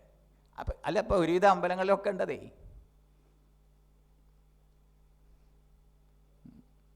കാര്യം സാധിക്കും. ഏതായാലും ഇവിടെ പറഞ്ഞതെന്താ വെച്ചാൽ, യജ്ഞമാവണമെങ്കിൽ യജ്ഞസ്ഥലികളിൽ പോയിട്ട് ഒരു കർമ്മം ചെയ്തതുകൊണ്ട് അത് യജ്ഞമാവുന്നില്ല. അതേ പറഞ്ഞാൽ ദേവപൂജാവിധി സംഗതികരണദാനേഷു എന്നുള്ള നിർവചനം വെച്ച് മാത്രം പോകുമ്പോൾ ദേവതാരാധന കേന്ദ്ര ദേവാലയങ്ങളിൽ പോയി ചെയ്യുന്നത് കൊണ്ട് മാത്രം അത് യജ്ഞമാവില്ല. ധാതുവിന് അർത്ഥം പറയാം. പിന്നെ എന്ത് വേണം? നമ്മുടെ മനോഭാവം ശരിയാവണം. മനോഭാവം ശരിയാവണമെങ്കിൽ എന്ത് വേണം? ജ്ഞാനാവസ്ഥിത ചേതസ്സാവണം, അറിവ് വേണം. ഈ ഞാനും എൻ്റെ എന്നുള്ളത് എന്താണെന്ന് വിചാരം ചെയ്ത് ഉറപ്പിക്കണം. ബുദ്ധി തലത്തിലെങ്കിലും അറിഞ്ഞാലേ ഈ യജ്ഞം ചെയ്യാൻ പറ്റൂ, ജീവിതം യജ്ഞമാക്കി മാറ്റാൻ പറ്റൂ. ഇല്ലെങ്കിൽ എന്തൊക്കെ പേര് പറഞ്ഞാലും ഒരു കാര്യസാധ്യ പുഷ്പാഞ്ജലി ഇനിയാവും, ഉറപ്പാണ്. അപ്പം ആദ്യം ഉറപ്പിക്കേണ്ടത് ഏതാണ്? ഗതസംഗസ്യ മുക്തസ്യ ജ്ഞാനാവസ്ഥിത ചേതസഃ യജ്ഞായാചരത കർമ്മ സമഗ്രം പ്രവിലീയതേ. അപ്പം അടുത്ത് പറയാം സമഗ്രം പ്രവിലീയതേ, അഗ്രത്തോടെ. എന്താ ഈ കർമ്മത്തിൻ്റെ അഗ്രം എന്താണ്? അത് പറയാണ് അതിൻ്റെ ഫലം. എന്ത് കിട്ടിയാലും കാര്യസാധ്യം, അതിൻ്റെ എന്ത് കിട്ടും? ഏറ്റവും ആദ്യം ചോദിക്കുക, ആശ്രമത്തിൽ പോയാൽ എന്ത് കിട്ടും? ഇത് പഠിച്ചിട്ട് ഇപ്പം എന്ത് കിട്ടും? എന്ത് കിട്ടും? അപ്പം എന്താണ് കിട്ടുക? ഈ കൂലിപ്പണിക്കാരൻ ഒരു പണിയെടുത്തു. അപ്പോൾ പണിയെടുക്കുന്ന സമയത്ത് എന്ത് ചെയ്തു? യജമാനൻ കാണുന്നുണ്ട് എന്ന് കണ്ടാന്നുണ്ടാവും, നന്നായിട്ട് അധ്വാനിക്കും അല്ലേ? എന്താ അല്ലേ? യജമാനൻ കാണുന്നില്ലെങ്കിലോ അത് കുത്തിപ്പിടിക്കാനും ഉപയോഗിക്കും. ഇതുപോലെ തൻ്റെ ജോലി തനിക്ക് ശരിക്ക് ചെയ്യണമെങ്കിൽ എന്ത് വേണം? ഇതൊരു യജമാനന് സമർപ്പിക്കാനുള്ളതാണ്, യജമാനൻ ഇതൊക്കെ നോക്കുന്നുണ്ട് എന്നുള്ളൊരു ബോധം വേണം. ഇതാരാണ് തന്നെ നിയോഗിച്ചത്? ഭഗവാനാണ്. ആ ഭഗവാൻ തന്നെ നിയോഗിച്ചിരിക്കുന്നു, ഇതൊരു ഉപകരണമാണ് എന്ന ഭാവത്തോടു കൂടി. യത് കരോഷി യദശ്നാസി യജ്ജുഹോഷി ദദാസി യത് യത് തപസ്യസി കൗന്ദേയ തത്കുരുഷ്മതർപ്പണം എന്നൊക്കെ ഗീതയിൽ തന്നെ മറ്റ് പല സ്ഥലങ്ങളിലും പഠിക്കാനുണ്ട്. തൻ്റെ ജീവിതം തന്നെ ഒരു ഈശ്വര പൂജയായി തീരണമെങ്കിൽ ഈ ആദ്യം പോകേണ്ടത് ഞാനും എൻ്റെ എന്നുള്ള ഭാവമാണ് പോകേണ്ടത്. ആ ഞാനും എൻ്റെ ഭാവം പോയി കഴിഞ്ഞാൽ ആ അറിവാകുന്ന ജ്ഞാനാവസ്ഥിത ചേതസ്സോട് കൂടിയവന് എന്തുണ്ടാവുന്നു? ഇപ്രകാരമുള്ള യജ്ഞങ്ങളെ ചെയ്യാൻ പറ്റും. അതല്ലേ മറ്റേ നമ്മൾ ഒരു ഭജനയൊക്കെ ചൊല്ലാറില്ല, എന്താ? ഒരു ലങ്കയിലേക്ക് ചിറകെട്ടാൻ പോവുക അല്ലേ? ആർക്ക്? ലങ്കയിലേക്ക് പോകണം രാമന്, ഒരു യജ്ഞം നിറവേറ്റാൻ പോവുക. ആ യജ്ഞം നിറവേറ്റാൻ വേണ്ടിയിട്ട് അവിടെ ചിറകെട്ടാൻ വേണ്ടിയിട്ട് കുരങ്ങന്മാരൊക്കെ കൂടിയിട്ട് ഇതിൻ്റെ പണിയിൽ വ്യാപൃതരായിരിക്കുക. അതിൽ നീലനും നളനുമാണത്ര മേശരിമാർ. അപ്പോൾ ഇവരിങ്ങനെ നോക്കുന്ന സമയത്ത് ഒരു ചെറിയൊരു ജീവി, അണ്ണാറക്കണ്ണൻ, എന്ത് കടലിലൊന്ന് പോയി മുങ്ങും, മണലിലൊന്ന് പോയി ഉരുളും, ചിറകെട്ടിനോർത്തിലൊന്ന് പോയി കുടയും. ഈ പണി കണ്ടു എന്നാ കഥ കേട്ടോ, കഥയും തത്തെടുത്താൽ മതി. അങ്ങനെ ശ്രീരാമനെ വിവരം അറിയിച്ചു. അങ്ങനെ ശ്രീരാമൻ അടുത്ത് വിളിച്ചു, എന്നിട്ട് ഒഴിഞ്ഞു കൊടുത്തതാണ് അത്ര വര. ഇതൊരു കഥയാണ്, എന്നാലും അല്ലേ നമ്മൾ സാധാരണ പറയാറ് അണ്ണാറക്കണ്ണനും തന്നാലായത്. അണ്ണാറക്കണ്ണനും തന്നാലായത്. അപ്പോൾ ആ അണ്ണാറക്കണ്ണൻ എത്ര കാലം ചിറ കെട്ടിയാലും അത് കെട്ടില്ല, പക്ഷെ അത് ആവാൻ പോണില്ല. പക്ഷെ എന്നാലും തന്നാലാവുന്നത്, ഈ ലോകമാവുന്ന ഈ യജ്ഞശാലയിൽ തന്നാലാവുന്ന കർത്തവ്യങ്ങളെ ചെയ്യുന്നു. എങ്ങനെ ചെയ്യുന്നു? ഞാനും എൻ്റെയും പോയിട്ട്. പിന്നെ ആരാ ചെയ്യുന്നത്? ഭഗവാൻ തന്നെ. ഞാൻ എന്താണ്? ഞാനൊരു ഉപകരണം. അതാണ് അടുത്ത ശ്ലോകത്തിൽ പറയാനും പോണത്. അതിനെ ഉറപ്പിക്കണം നമുക്ക്. അടുത്ത ശ്ലോകത്തിലേക്ക് പ്രവേശിക്കുമ്പോൾ പറയുന്നത് അതാണ്. ഏത്? ഈ യജ്ഞമെന്നാൽ ദേവപൂജാപരമായി ചെയ്യപ്പെടുന്ന കർമ്മം യജ്ഞസ്ഥലിയിൽ ചെയ്താലും അത് യജ്ഞമായിക്കൊള്ളണമെന്നില്ല. ഈ ഭാവം വേണം. ഞാനും എൻ്റെയും പോയിട്ട് ഇത് ഭഗവാനാണ് ചെയ്യുന്നത്, ഞാനതൊരു ഉപകരണം മാത്രമാണ്. പിന്നെ ഉപകരണം പോയിട്ടോ, ആ ഉപകരണം മാത്രമാണെന്ന ഭാവനയിൽ ചെയ്താൽ അത് യജ്ഞമായി, ഈശ്വരാർപ്പണ ബുദ്ധ്യ സമർപ്പിക്കപ്പെട്ടത്. അങ്ങനെ നമ്മൾ വീട്ടിൽ ചെയ്യുന്നത് അല്ലേ, വീട്ടിൽ ചെയ്യണമായാലും ശരി അല്ലേ. നമ്മൾ ജ്ഞാനപ്പാനയിൽ വേണ്ടി ഉണ്ണികൃഷ്ണൻ മനസ്സിൽ കളിക്കുമ്പോൾ ഉണ്ണികൾ മറ്റു വേണമോ മക്കളായി, എത്ര നമ്മളെ മനസ്സിലാക്കിച്ചു തരാൻ വേണ്ടി പറഞ്ഞിട്ടുണ്ട്. ഇനി ശിവമാനസ പൂജയിൽ കണ്ടില്ലേ, ഏത്? ആത്മാത്വം ഗിരിജാമതി സഹചരാത് പ്രാണാത് ശരീരം ഗൃഹം പൂജാദേ വിഷയോപഭോഗരചന നിദ്രാസമാധിസ്ഥിതി സഞ്ചാരപദയോ പ്രദക്ഷിണവിധി സ്തോത്രാണി സർവാഗിരോ യദ്യത് കർമ്മ കരോമി തത്തദഖിലം ശംഭോ തവാരാധനം. അങ്ങനെ ജീവിതം തന്നെ യജ്ഞമാക്കി മാറ്റാം. ഈ ഒരു ഭാവന ഉണ്ടായാൽ. ഈ ഭാവന ഇല്ലെങ്കിലോ? ആത്മാത്വം, താൻ ആരാണ്? ആത്മാ. ഗിരിജാമതി, മതി ബുദ്ധി, ആരാണ്? ഗിരിജയാണ്. സഹചരാത് പ്രാണങ്ങൾ അല്ലേ, പ്രാണാപാന സമാന വ്യാന ഉദാനനൊക്കെ എന്താണ്? സഹചാരികളാണ്. ശരീരം ഗൃഹം പൂജാതെ വിഷയോപഭോഗരചന നിദ്ര സമാധി സ്ഥിതി. എന്ത് സുഖാലേ! നിദ്രയാണ് സമാധി എന്ന് പറഞ്ഞാൽ നമ്മളൊക്കെ ഇപ്പം തന്നെ ഉറങ്ങാൻ തയ്യാറാവും അല്ലേ. നിദ്രാ സമാധി സ്ഥിതി, പ്രത്യേകിച്ച് വേറൊരു സമാധി ഒന്നുമില്ല, വേറെ ഒന്നുമില്ല. വായ തുറന്ന് എന്ത് പറഞ്ഞാലും എന്താണ്? ഭഗവാന്റെ കീർത്തനങ്ങൾ തന്നെയാണ് എല്ലാം. തൻ്റെ ജീവിതം തന്നെ പ്രദക്ഷിണം. എന്താ? നമ്മൾ എങ്ങോട്ട് നടന്നാലും, പച്ചക്കറി വാങ്ങാൻ വേണ്ടി കടയ്ക്ക് പോയാലും അത് പ്രദക്ഷിണമാണ്. സ്തോത്രാണി സർവാഗിരോ യദ്യത് കർമ്മ കരോമി തത്തദഖിലം ശംഭോ തവാരാധനം. ഇതെല്ലാം ഭഗവാന്റെ ആരാധന ആണ്. ഏത്? ഈ ഭാഗം പഠിച്ചു കഴിഞ്ഞാൽ പിന്നെ ജീവിതം അതായി. ഈ ഒരു ഭാവത്തിലേക്ക് നമ്മളെ കൂട്ടിക്കൊണ്ടു പോവുകയാണ് ഇവിടെ ചെയ്യുന്നത്. എന്നിട്ടാണ് അപ്പോൾ അതിൻ്റെ ഫലകാമനയോടുകൂടി ഇതിൻ്റെ ഫലം കിട്ടുമെന്ന് പറഞ്ഞാൽ എന്താ കുഴപ്പം? ഒരു കാര്യം ഉറപ്പാണ്, നമ്മളൊക്കെ പണിക്ക് പല ആൾക്കാരും പണി ചെയ്യുന്നത് കൂലി കിട്ടും ചിട്ടാ. കൂലി കിട്ടുമെന്ന് വിചാരിച്ചിട്ട് പണിയെടുക്കുന്നു. അപ്പം എന്ത് ചെയ്യുന്നു? കൂലി കിട്ടിയാലോ പിന്നെ നമുക്ക് ഉത്തരവാദിത്വമൊന്നുമില്ല അല്ലേ. കൂലി കിട്ടുന്നത് വരെ പണിയെടുക്കുന്നു, കിട്ടിയാലും വേണ്ട. പിന്നെ പിറ്റേന്ന് എന്ത് ചെയ്തു? അതിൻ്റെ കൂലിയിൽ പ്രതീക്ഷിച്ചുകൊണ്ട് വീണ്ടും പണിക്ക് പോകണു. ഇങ്ങനെ കർമ്മം എന്തായിരുന്നു? കർമ്മം വീണ്ടും അതിൻ്റെ ഫലത്തിൽ ആഗ്രഹം ഉണ്ടാവുന്നു, ആ ആഗ്രഹത്തെ ആസക്തനാവുന്നു, വീണ്ടും കർമ്മം ചെയ്യാനൊരു പ്രേരണശക്തിയായത് മാറുന്നു, വീണ്ടും അതിൻ്റെ ഫലം വന്നു. ഇങ്ങനെ പുനരഭിജനനം പുനരഭിമരണം പുനരഭിജനനീ ജഠരേ ശയനം. ഇങ്ങനെ കർമ്മം അതിൻ്റെ ഫലം, അതിൻ്റെ സംസ്കാരം, അതിൻ്റെ വാസന, വീണ്ടും അത് ചെയ്യാനുള്ള പ്രവണത, ഇതിലങ്ങനെ നമ്മൾ ബന്ധിച്ചു കൊണ്ടേയിരിക്കുന്നു. അതിന് മനസ്സിലാക്കാൻ എളുപ്പം നല്ലത്, ഇത് മനസ്സിലാക്കിയാലുള്ള എന്താ സ്ഥിതി എന്ന് ചോദിച്ചു കഴിഞ്ഞാൽ ഒരു കാര്യം ഉറപ്പാണ്. ഈ ജ്ഞാനാവസ്ഥിത ചേതസന്മാരായ ആളുകൾ ഒരു കാര്യം ഉറപ്പാണ്. അതെന്താ? പലരും പറഞ്ഞു കേട്ടിട്ടുണ്ട്, നമ്മളൊന്ന് വിചാരം ചെയ്യാൻ ഒന്ന് പറയുന്നു എന്ന് മാത്രം കേട്ടത്. എന്താണെന്ന് വെച്ചാൽ, എനിക്ക് അവകാശപ്പെട്ടതാണെങ്കിൽ, അത് ഏത് കർമ്മഫലം ആയിക്കോട്ടെ, എനിക്ക് അവകാശപ്പെട്ടതാണെങ്കിൽ, അത് മറ്റൊരാളെ പോക്കറ്റിൽ കിടക്കുന്നതാണെങ്കിലും അത് എൻ്റെ അടുത്ത് വന്ന് ചേരും. എനിക്ക് അവകാശപ്പെട്ടതല്ലെങ്കിൽ, എൻ്റെ പോക്കറ്റിൽ കിടക്കുന്നതാണെങ്കിലും എനിക്ക് അനുഭവിക്കാൻ കൂടില്ല. മനസ്സിലായില്ല? ഈ ഒരു ഉറപ്പുണ്ടായാൽ നമ്മളതിൻ്റെ പിന്നാലെ പനി പിടിച്ചോടുവോ? ഒന്ന് ആലോചിച്ച് നോക്കൂ. നമുക്ക് അർഹതപ്പെട്ടത് പക്ഷെ അത് ചോദിച്ച് പണിയെടുക്കേണ്ടതെന്ന് പറഞ്ഞിട്ടില്ല, നമ്മൾ ചെയ്യണം. കാരണം എന്തുകൊണ്ടാണ് ചെയ്യുന്നത്?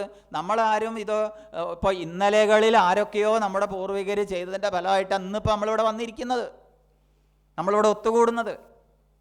അപ്പം നമ്മൾ ചെയ്യേണ്ടത് നമ്മൾ ചെയ്തേക്കുക, നാളെ അത് അനുഭവിക്കേണ്ടവർ അനുഭവിച്ചോളും. കാരണം ഞാൻ വെച്ച തെങ്ങിൻ്റെ തേങ്ങ ഞാൻ തന്നെ ഇടണം എന്ന് പറഞ്ഞാൽ കുഴപ്പമില്ലേ? അല്ലേ? എന്താ അഭിപ്രായം?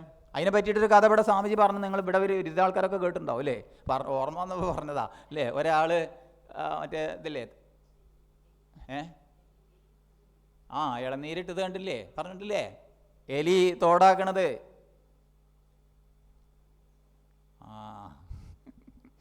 കാരണം ഇയാൾ മരിച്ച സമയത്താണത്രേ ഈ തെങ്ങിൻ്റെ, അയാളെ അച്ഛൻ മരിച്ചു കഴിഞ്ഞിട്ട് അച്ഛൻ വെച്ച തെങ്ങമ്മത്ത് കരിക്കൊന്നും ഇടാൻ പറ്റണില്ല, ഒക്കെ പോടായി പോവുക, ഒക്കെ കൊഴിഞ്ഞിടുക. എലി പോയിട്ട് ഊറ്റി കുടിച്ച് ഇതാക്കുക. അപ്പോൾ അയാൾ ആശ്രമത്തിൽ വന്ന് പറഞ്ഞു അത്രേ, കാരണം വെച്ചാൽ വേഷം വയ്ക്കാൻ തോന്നണില്ല, എലി മുഴുവൻ പോടാക്കുകയാണ്. ഇപ്പോൾ സ്വാമിജി പറഞ്ഞു അത്രേ, വേഷം വയ്ക്കാൻ തോന്നാഞ്ഞ് നന്നായി, ചിലപ്പോൾ അച്ഛനായാലോ.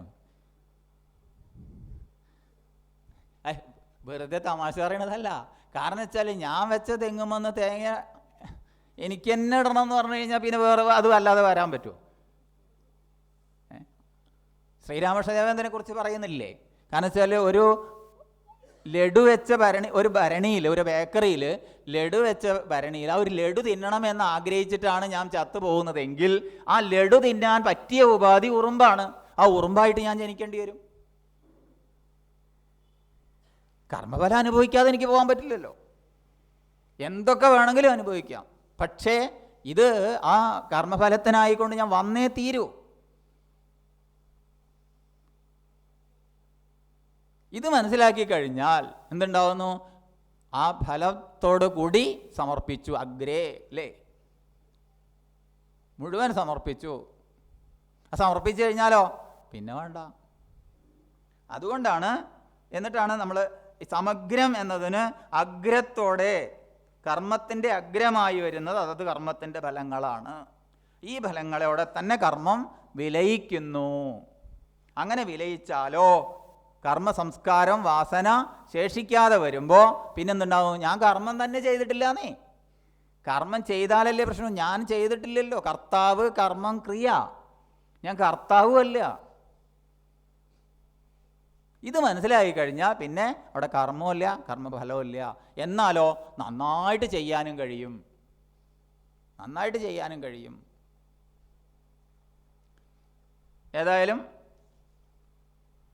അടുത്ത ശ്ലോകം നോക്കാം നമുക്ക്. ഇതിൽ ഒരു സമഗ്രമായി അത് വിലയിക്കുന്നു എന്നുള്ളതാണ് പറഞ്ഞത്. അടുത്ത ശ്ലോകത്തിലേക്ക് കിടക്കുകയാണ്. ഏതാ?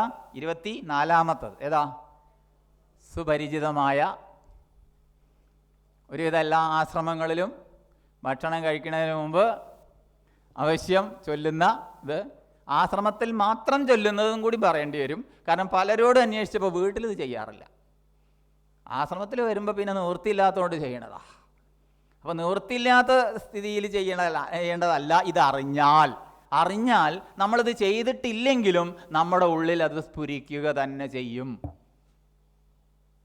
കാരണം നമ്മളിപ്പോൾ ഈ പഠിക്കുന്ന ശാസ്ത്രം എന്താ? ഇതെന്താ പഠിക്കുന്ന പുസ്തകം? എന്താ?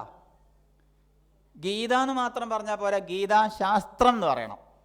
മതഗ്രന്ഥങ്ങളെ നമ്മൾ ശാസ്ത്രം എന്ന് പറയാറില്ല, അവരും പറയാറില്ല. കാരണം ഒരു വ്യക്തിയിൽ നിന്ന് ഒരു കാലത്ത് ഒരു ദേശത്ത് ഉണ്ടായതാണ് മതഗ്രന്ഥങ്ങളൊക്കെ. ഒരു വ്യക്തിയുടെ കാഴ്ചപ്പാടിനനുസരിച്ച് ഒരു വിഭാഗം ജീവിച്ചു വരുമ്പോഴാണത് അങ്ങനെ ആവുന്നത്. അങ്ങനെയാണ് ഒരു മതം രൂപപ്പെടുന്നത്. മതത്തിൻ്റെ ലക്ഷ്യം സ്വർഗമാണ്. അത് ഇന്ന് വരെ ആരും പോയി കണ്ടിട്ടുമില്ല, ഒരുറപ്പുമില്ല.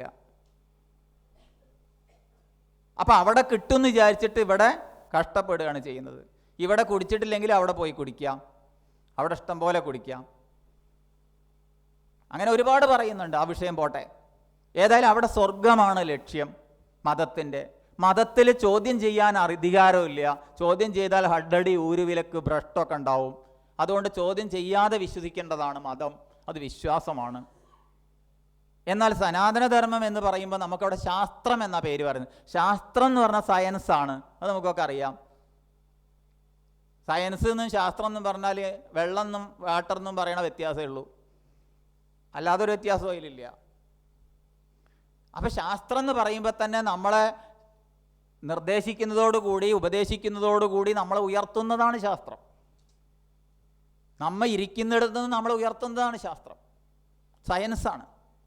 ഈ സയൻസ് ശരിക്കും എന്ന് പറഞ്ഞാൽ ശാസ്ത്രീയമായിട്ട് അത് നമ്മൾ പഠിച്ചു കഴിഞ്ഞാൽ നമുക്ക് ഈ ചൊല്ലുന്നതിലൊക്കെ ഒരു അതിൻ്റെ അർത്ഥം ഉള്ളിൽ സ്ഫുരിക്കും. പുറത്ത് നമ്മൾ അത് അപ്പോൾ ഉള്ളു തട്ടിയിട്ട് ചെയ്യാൻ പറ്റും. അപ്പോൾ നമ്മുടെ ജീവിതം നേരത്തെ പറഞ്ഞ യജ്ഞം തന്നെയാവും. അതെങ്ങനെ? ഇത് പറയുമ്പോൾ ഒരു ഓർമ്മ വരുന്നത്, അനേകം ദൃഷ്ടാന്തങ്ങൾ ഗീതയിലും ഒക്കെ പറയുന്നുണ്ടെങ്കിലും പ്രശ്നോപനിഷത്തിൽ പറയുന്ന ഒരു ഭാഗം ഓർമ്മ വന്നത് എന്നുവെച്ചാൽ ഈ ദ്രവ്യത്തെക്കുറിച്ചും ഊർജത്തെക്കുറിച്ചും ഒക്കെ സയൻസ്, ഭൗതിക ശാസ്ത്രങ്ങൾ നമ്മളെ പഠിപ്പിക്കുന്നുണ്ട് അല്ലേ?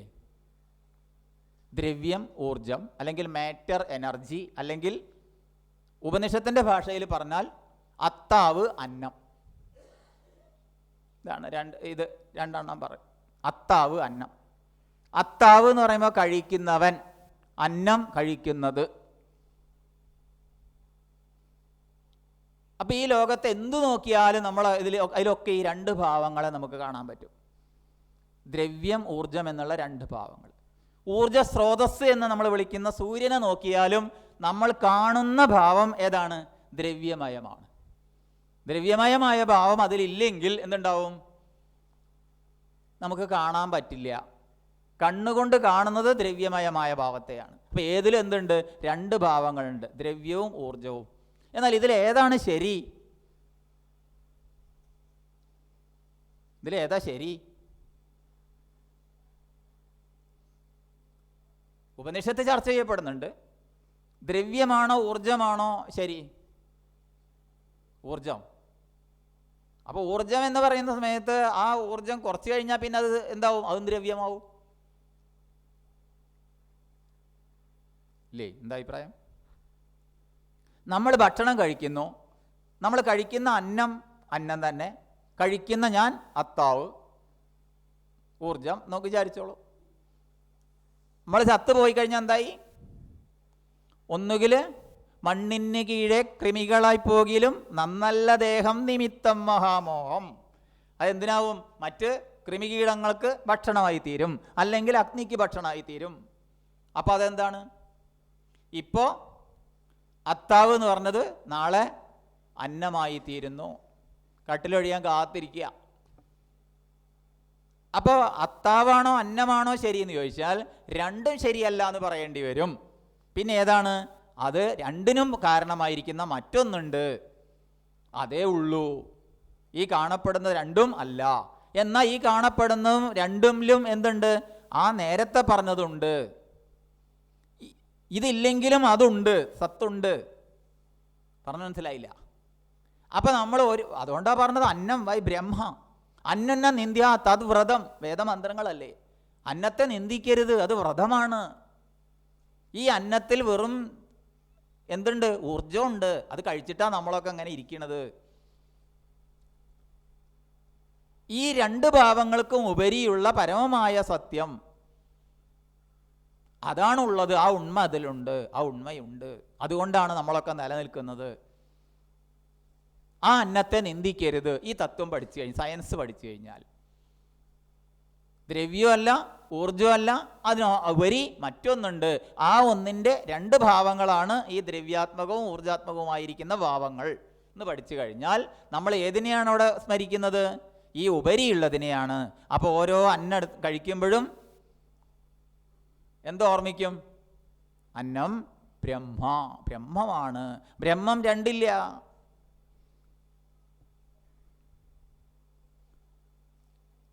ആത്മാ എന്ന് പറയുമ്പോഴേക്ക് നമുക്ക് പലതും പല ശരീരങ്ങളിൽ ഭിന്നങ്ങളായിട്ട് നമുക്ക് പറയാം. ഓരോരോ ജലാശയെ കേവലം മഹാകാശം നേരെ നീ കാൺമീലയോ കണ്ടാലും അതുപോലെ, അല്ലെങ്കിൽ ഓരോ കണ്ണാടിയിലും വ്യത്യസ്ത സൂര്യൻ എന്ന പോലെ നമുക്ക് കാണാം. പക്ഷെ ആ കണ്ണാടി ഇല്ലെങ്കിലും സൂര്യനുണ്ട്. സൂര്യൻ ഉള്ളത് കൊണ്ടാണ് ഇതൊക്കെ ഉണ്ടായത്. അതുപോലെ ദ്രവ്യമായാലും ഊർജമായാലും എന്തുണ്ട്? ആ കഴിക്കുന്നത് നമ്മൾ കഴിക്കുന്നുണ്ടല്ലോ, വ്യവഹാരത്തിൽ നമുക്ക് കഴിക്കാതെ നിലനിൽക്കാൻ വയ്യല്ലോ. ആ കഴിക്കുന്നതിൽ എന്താണുള്ളത്? അതാണുള്ളത്. അതുള്ളത് കൊണ്ടാണ് നമ്മളൊക്കെ ഉള്ളതായി തീരുന്നത് എന്ന് പഠിക്കുമ്പോൾ, ആ സയൻസ് പഠിച്ചു കഴിഞ്ഞാൽ നമ്മൾ സ്വാഭാവികമായിട്ടും അന്നത്തെ നിന്ദിക്കില്ല. അന്നന്ന നിന്ദ്യാത് തദ് വ്രതം, അത് വ്രതമാകും. അതിൻ്റെ ഭൗതിക ഭാവം. ഇനി അതിന് ആചാര്യന്മാർ പല കഥകളും പറഞ്ഞിട്ടുണ്ട്. ഒരാൾ ഒരു കല്യാണം കഴിച്ച് ഭാര്യനെ കല്യാണം കഴിച്ച് വന്ന ഉടനെ തന്നെ ഭാര്യയോട് പറഞ്ഞ കണ്ടീഷൻ ഒന്നിതാണത്രേ: എന്നും ഞാൻ ഭക്ഷണം കഴിക്കുന്ന സമയത്ത് ഒരു ഗ്ലാസ്സിൽ വെള്ളം കൊണ്ടുവന്നേക്കണം, ഒരു മുട്ട് സൂചിയും വെക്കണം. ഭാര്യ അത് ചെയ്തു. അങ്ങനെ കുറേ കൊല്ലങ്ങൾ ഒന്നിച്ച് കഴിഞ്ഞു. സഹധർമ്മിണി സഹധർമ്മാവും ധാർമ്മികമായി ജീവിതം നയിച്ചു. പക്ഷേ ഇപ്പോൾ അയാൾ മരണശയ്യയിലാണ്. ആ സമയത്ത് ഭാര്യയോട് ചോദിച്ചു, നമ്മൾ ഇത്രയും കാലം ഒന്നിച്ച് ജീവിച്ചിട്ട് എന്നിൽ നിന്ന് നിനക്ക് ഇനി എന്തെങ്കിലും അറിയാനുണ്ടോ എന്ന് ചോദിച്ചത്രേ. അപ്പോൾ പറഞ്ഞു അത്രേ, നമ്മൾ കല്യാണം കഴിഞ്ഞ അന്ന് മുതൽക്ക് ഒരു ഗ്ലാസ്സിൽ വെള്ളവും ഒരു മുട്ടുസൂചിയും കൊണ്ടുവന്ന് വയ്ക്കാറുണ്ട്. അത് ഇന്ന് വരെ അങ്ങ് ഉപയോഗിച്ച് ഞാൻ കണ്ടിട്ടില്ല. അതെന്തിനാണെന്ന് അറിഞ്ഞാൽ തിരക്കിടില്ലായിരുന്നു. അപ്പോൾ പറഞ്ഞു കൊടുത്തു അത്രേ, ഞാൻ പഠിച്ചിട്ടുണ്ട് ചെറുപ്പത്തിൽ. ഏത്? അന്നന്ന നിന്ദ്യാത് തദ് വ്രതം, അന്നം ബഹു കുറുവീത, അന്നം ബ്രഹ്മമാണ്, അന്നന്ന നിന്ദ്യാത്, അന്നത്തെ നിന്ദിക്കരുത്, അത് വ്രതമാണെന്ന് ഞാൻ പഠിച്ചിട്ടുണ്ട് കൊച്ചുനാളിൽ. അങ്ങനെ പഠിച്ചത് കൊണ്ടാണ് എന്ത് ചെയ്തത്? ഒരു വറ്റൊറ്റ അറിയാതെ പുറത്ത് പോയാൽ ആ വറ്റ് കഴുകി മുട്ടുസൂചി കൊണ്ട് കുത്തിയിട്ട് കഴുകി എടുക്കാൻ വേണ്ടിയിട്ടാണ് അത് കൊണ്ടുവന്ന് വെച്ചത്. നീ വിളമ്പുമ്പോൾ ശ്രദ്ധിച്ചത് കൊണ്ടും ഞാൻ കഴിക്കുമ്പോൾ ശ്രദ്ധിച്ചത് കൊണ്ടും എന്തുണ്ടായി? ഇന്ന് വരെ അത് ഉപയോഗിക്കേണ്ടത്. ഇത് പറയാൻ നമ്മളെ നാവ് വഴങ്ങുമോ?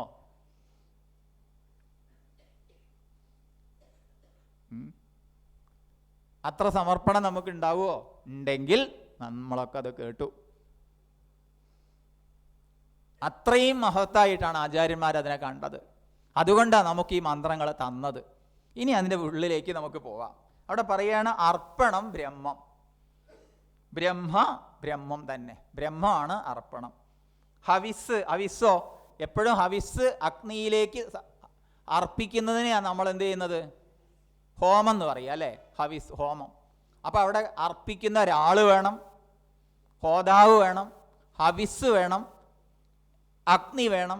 ഇതൊക്കെ എന്താണ്? ഒക്കെ പറയാണ് ആ ഹവിസ് ബ്രഹ്മമാണ്.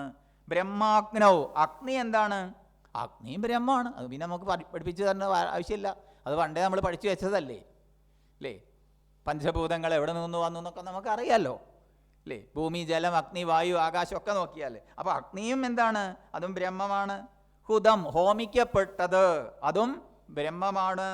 പിന്നെ പറയാ തേന, അതിനാൽ, ഗന്ധവ്യം, ഗമിക്കപ്പെടേണ്ടത് ഏതാ? ബ്രഹ്മകർമ്മ സമാധിന.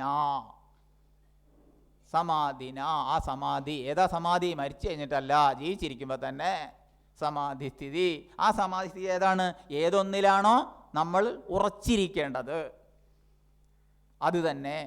ആ ഉറപ്പ്, ആ ബ്രഹ്മകർമ്മ സമാധിയിൽ നമ്മൾ എത്തി. അപ്പം നമ്മൾ എന്താണ്? ബ്രഹ്മം തന്നെയാണ്.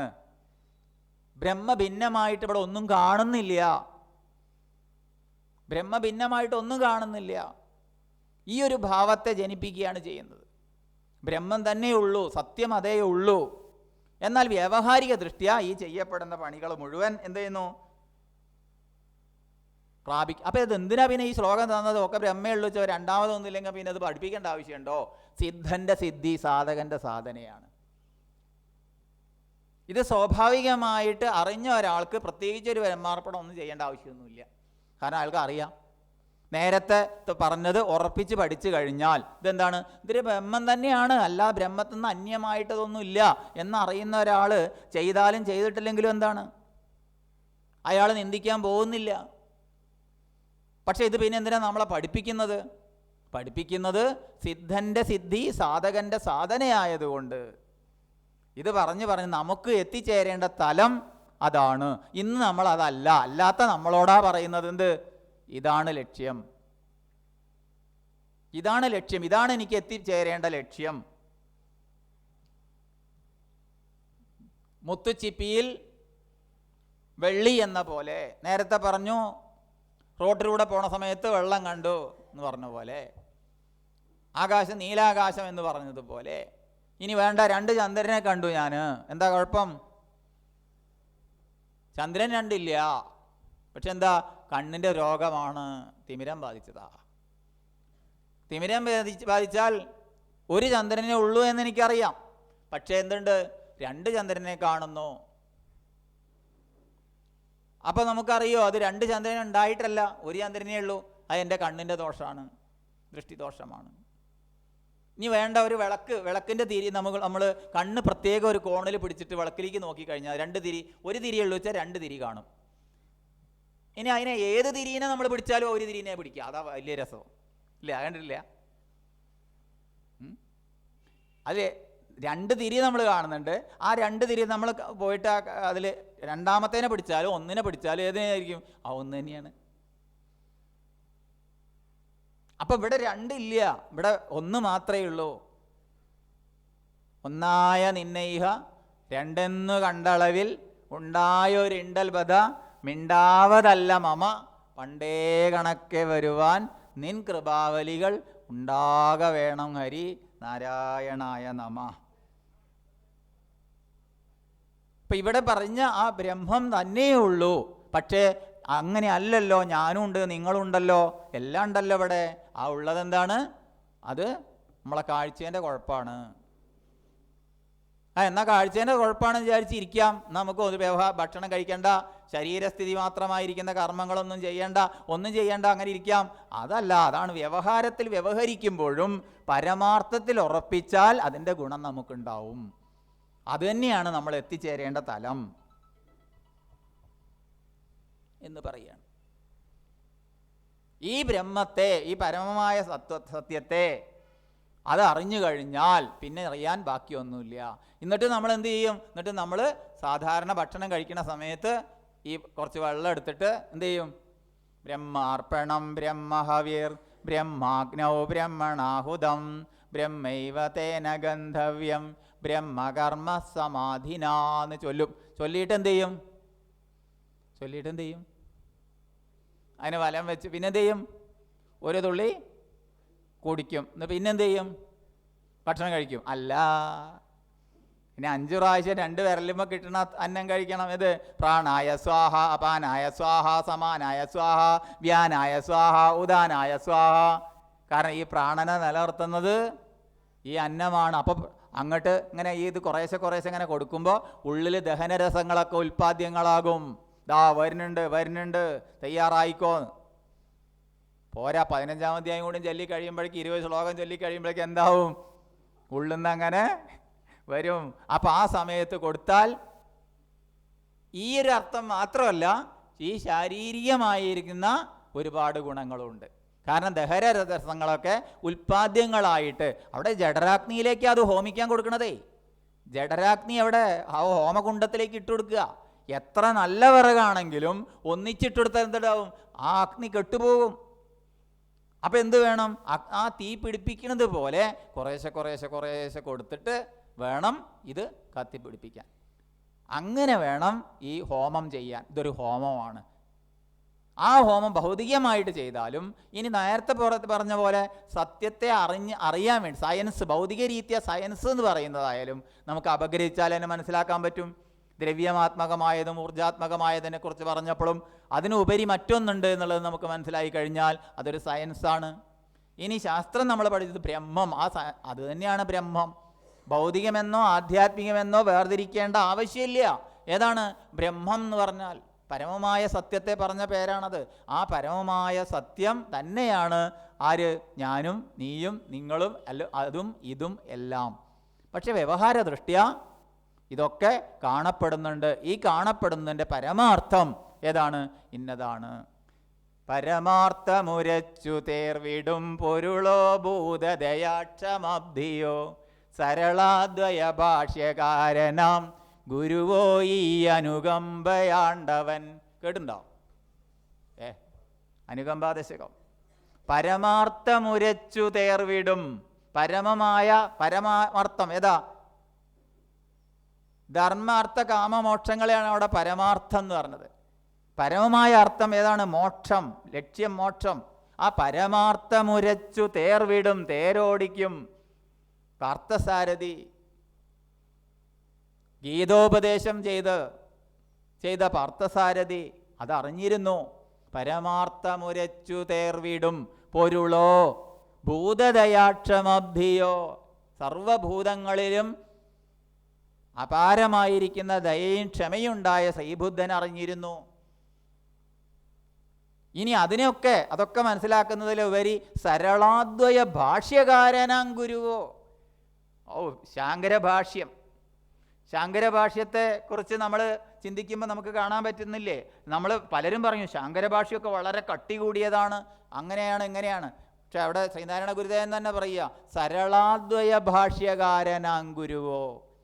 സരളാദ്വയ ഭാഷ്യകാരൻ, സരളമായ രീതിയിൽ ലളിതമായ രീതിയിൽ ഭാഷ്യത്തെ രചിച്ച് ഇതിൻ്റെ അർത്ഥതലങ്ങളെ നമുക്ക് കാണിച്ചു തന്ന ഗുരുവാണത് ആചാര്യസ്വാമികൾ എന്ന് പറയുക.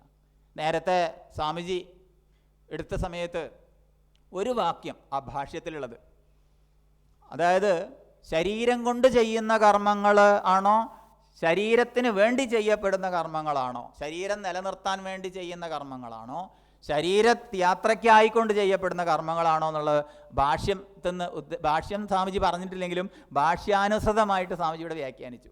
ഇങ്ങനെ ഓരോ വാക്യങ്ങളും നമുക്ക് സംശയം തോന്നുന്ന മേഖലകളിൽ, അതായത് ശരീരം കൊണ്ട് ചെയ്യുന്ന കർമ്മങ്ങളൊക്കെയാണെന്നെങ്കിൽ എന്ത് തോന്നിയാസം നമുക്ക് ചെയ്യായിരുന്നു, അതൊക്കെ ഭഗവാന്റെ പൂജ എന്ന് പറഞ്ഞാൽ. അങ്ങനെയല്ല, അവശ്യമായിട്ട് ചെയ്യുന്നത് യജ്ഞമാണ് എന്ന് പറയാൻ വേണ്ടി ആചാര്യസ്വാമികൾ അത് പറഞ്ഞില്ലായിരുന്നെങ്കിൽ നമുക്ക് എങ്ങനെ ഇതിൻ്റെ അർത്ഥം മനസ്സിലാവും, നമ്മൾ എവിടെ എത്തും? അങ്ങനെ ഓരോ പദങ്ങളെ കൂടുതൽ ആഴത്തിലേക്ക് പഠിക്കാൻ നമുക്ക് വിശദമായിട്ടുള്ള വ്യാഖ്യാനങ്ങൾ മലയാളത്തിൽ സ്വാമിജി തന്നെ എഴുതി വച്ചിട്ടുണ്ട്. 10 പുസ്തകമായിട്ടുണ്ട്. അതൊരു 2 തവണയെങ്കിലും വായിച്ചാൽ ഇവിടെ നമ്മൾ ഈ ഒത്തുകൂടുന്നതിന് ഗുണമുണ്ടാവും. ഇത് പറയാൻ കാരണം 92 ആണ് തോന്നുന്നു ഇവിടുത്തെ ആദ്യത്തെ അന്തര്യോഗം പറഞ്ഞല്ലോ. അതിനു മുമ്പ് ഗുരുവായൂരാനന്ദാശ്രമത്തിലായിരുന്നു. അന്ന് ഈ അന്തര്യോഗത്തിൽ പങ്കെടുത്തിട്ട് എഴുതി വെച്ച നോട്ടുകൾ നമ്മളെടുത്ത് ഇപ്പോഴും ഉണ്ട്, ഒരട്ടിയുണ്ട്. കുറച്ച് കാലമൊക്കെ വരാതെ വന്നിട്ടുണ്ട്. പക്ഷെ അന്നുള്ള ആ വാക്യങ്ങളിൽ പലതും നമുക്ക് മനസ്സിലാവില്ല, കുറിച്ച് വെച്ചിട്ടുണ്ടാവും. പല ആചാര്യന്മാർ വന്ന് ക്ലാസ് എടുത്തിട്ടുണ്ടാവും. പല സാങ്കേതിക പദങ്ങൾ അതിനൊന്നും നമുക്ക് മനസ്സിലാവില്ല. എന്തിനേറെ ഭഗവത്ഗീത എന്നുള്ളൊരു പുസ്തകം തന്നെ സാധാരണ നിലയ്ക്ക് ഗീത വായിച്ചു കഴിഞ്ഞാൽ മനസ്സിലാവാത്ത പലതും ഈ ഭഗവത്ഗീത ഭാഷ്യം ഗുരുവായൂർ ദേവസ്വം പുറത്തിറക്കിയിരുന്നു.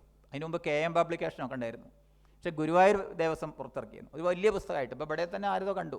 ആ പുസ്തകത്തിൽ ഈ ഭാഷ്യം മാത്രം അതിന് തർജ്ജമ ചെയ്തിട്ടുണ്ട്, വ്യാഖ്യാനമല്ല. ശരിക്കും അതിൽ ആചാര്യസ്വാമികളുടെ ഭാഷ്യം കിട്ടിക്കഴിഞ്ഞാൽ നമ്മൾ ഇന്ന് വിചാരിച്ചതൊന്നുമല്ല ഭഗവത്ഗീത.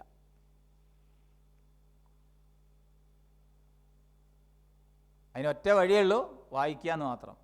പക്ഷേ ഈ പുസ്തകങ്ങൾ ഇവിടെ ഇത് ഒരുപാട് ആളുകൾക്ക് ഗുണകരമായ പുസ്തകമാണ്. ഇപ്പോഴും ചിലരൊക്കെ പറയാറുണ്ട്, അന്തര്യോഗത്തിനൊക്കെ പങ്കെടുത്താൽ അന്നൊന്നും അത് നോക്കിയില്ല, ഇപ്പം നോക്കുമ്പോഴാണ് മനസ്സിലായത്. പലപ്പോഴും നമുക്ക് ചില പ്രതിസന്ധി ഘട്ടങ്ങളൊക്കെ വരുമ്പോൾ അതെടുത്ത് നോക്കാൻ പറ്റിയൊരു ഗൈഡും കൂടിയാണ്. അതിന് വേണമെങ്കിൽ എന്ത് വേണം, ഈ അന്തര്യോഗം കഴിഞ്ഞ ഉടനെ തന്നെ ഒന്നുകൂടിയും പഠിച്ച് ഒന്നുകൂടിയും വായിച്ച് 2 പ്രാവശ്യമെങ്കിലും വായിച്ചിട്ട് മാത്രമേ മടക്കി വയ്ക്കാവൂ. എന്നാൽ ഇതിൻ്റെ പൊരുൾ നമുക്ക് മനസ്സിലാവും. ഏതായാലും ഉള്ളിൽ ആ ഒരു ഓർമ്മയോടുകൂടി നമ്മൾ പുറത്ത് എന്ത് അഭിനയിച്ചാലും കരയേണ്ടോർത്തിൽ കരയേണ്ടി വരും കേട്ടോ, ചിരിക്കേണ്ടോർത്തിൽ ചിരിക്കേണ്ടി വരും, അതൊക്കെ വേണം. നന്നായിട്ട് അഭിനയിക്കാനും പറ്റും.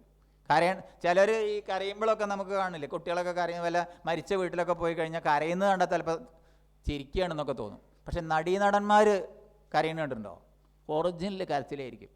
അതുപോലെ ഈ ലോക ജീവിതത്തിൽ ശരിക്കും ചിരിക്കേണ്ടോർത്തിൽ ചിരിക്കാനും കരയേണ്ടോർത്തിൽ കരയാനും, എന്നാൽ ഇതൊന്നുമല്ല പരമാർത്ഥം, സത്യം മറ്റൊന്നാണ്. ആ സത്യത്തെ തിരിച്ചറിയാനുള്ള കഴിവ്, അതാണ് പരമാർത്ഥത്തിൽ ഉറച്ചിരുന്നു കൊണ്ട് വ്യവഹാരത്തിൽ ജീവിക്കാനുള്ള കഴിവ് ഇത് തരും എന്നാണ് അതുകൊണ്ടുള്ള ഒരു പ്രയോജനം. ശരി, നമ്മൾ സമയം കഴിഞ്ഞില്ലേ? ഓ അത് ശരി ശരി. ഏതായാലും ഈ ബ്രഹ്മാർപ്പണം എന്നുള്ളത് ഒരു ജ്ഞാനസ്തുതിയാണ്, സ്തുതിയാണ്.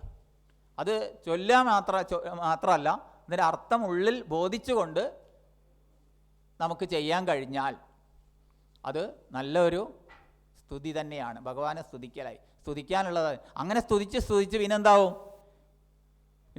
നമ്മളതായിത്തീരും. പിന്നെ ആരെ സ്തുതിക്കാനാ? കൃഷ്ണ കൃഷ്ണ ഗോവിന്ദ ഗോവിന്ദ എന്നൊക്കെ അങ്ങനെ പറഞ്ഞുകൊണ്ടിരുന്ന് എന്നും പറഞ്ഞിരിക്കാനല്ലല്ലോ. പിന്നെന്താ? കൃഷ്ണൻ തന്നെയാണെന്ന് പറഞ്ഞാൽ പിന്നെന്താണ്? എന്നാ നിർത്തേണ്ടത്? അത് കിട്ടിയ വേഗം നോക്കായിരുന്നു. അല്ല, അത് കൊഴിഞ്ഞു പോവും.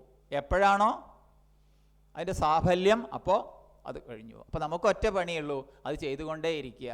ഈ പറഞ്ഞതൊക്കെ അതൊക്കെ ഞാനതാണ് എന്ന് വിചാരിച്ച് ഒഴിവാക്കേണ്ടതല്ല. ബ്രഹ്മാർപ്പണമൊന്നും ചൊല്ലേണ്ടതല്ല. അതിങ്ങനെ ചൊല്ലി അതിനെ വിചാരം ചെയ്യുമ്പോൾ സ്വാഭാവികമായും ആയിത്തീരും.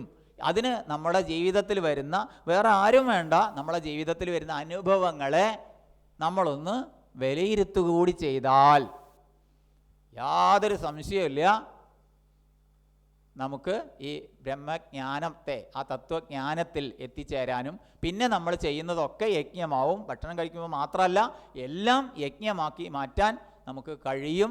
ഞാൻ കർത്താവുമല്ല, ഭോക്താവുമല്ല, ഞാനും എൻ്റെയും അല്ല, പിന്നെന്താണ്? ഒന്നേയുള്ളൂ. അതിനനുസരിച്ച് നമ്മൾ പ്രവർത്തിക്കുന്നു എന്ന് മാത്രം. ചെയ്യേണ്ടത് ആയിട്ടൊന്നുമില്ല, ചെയ്യേണ്ടാത്തതായിട്ടും ഒന്നുമില്ല. ആ ഒരു തലത്തിൽ പിന്നെ എന്നാൽ ചെയ്യേണ്ടാത്തൊക്കെ ചെയ്തൂടെ? അതല്ല, പിന്നെന്താ? ചെയ്യേണ്ടതേ ചെയ്യൂ. ആരാ ചെയ്യുന്നത്? ഞാൻ ചെയ്യണില്ല.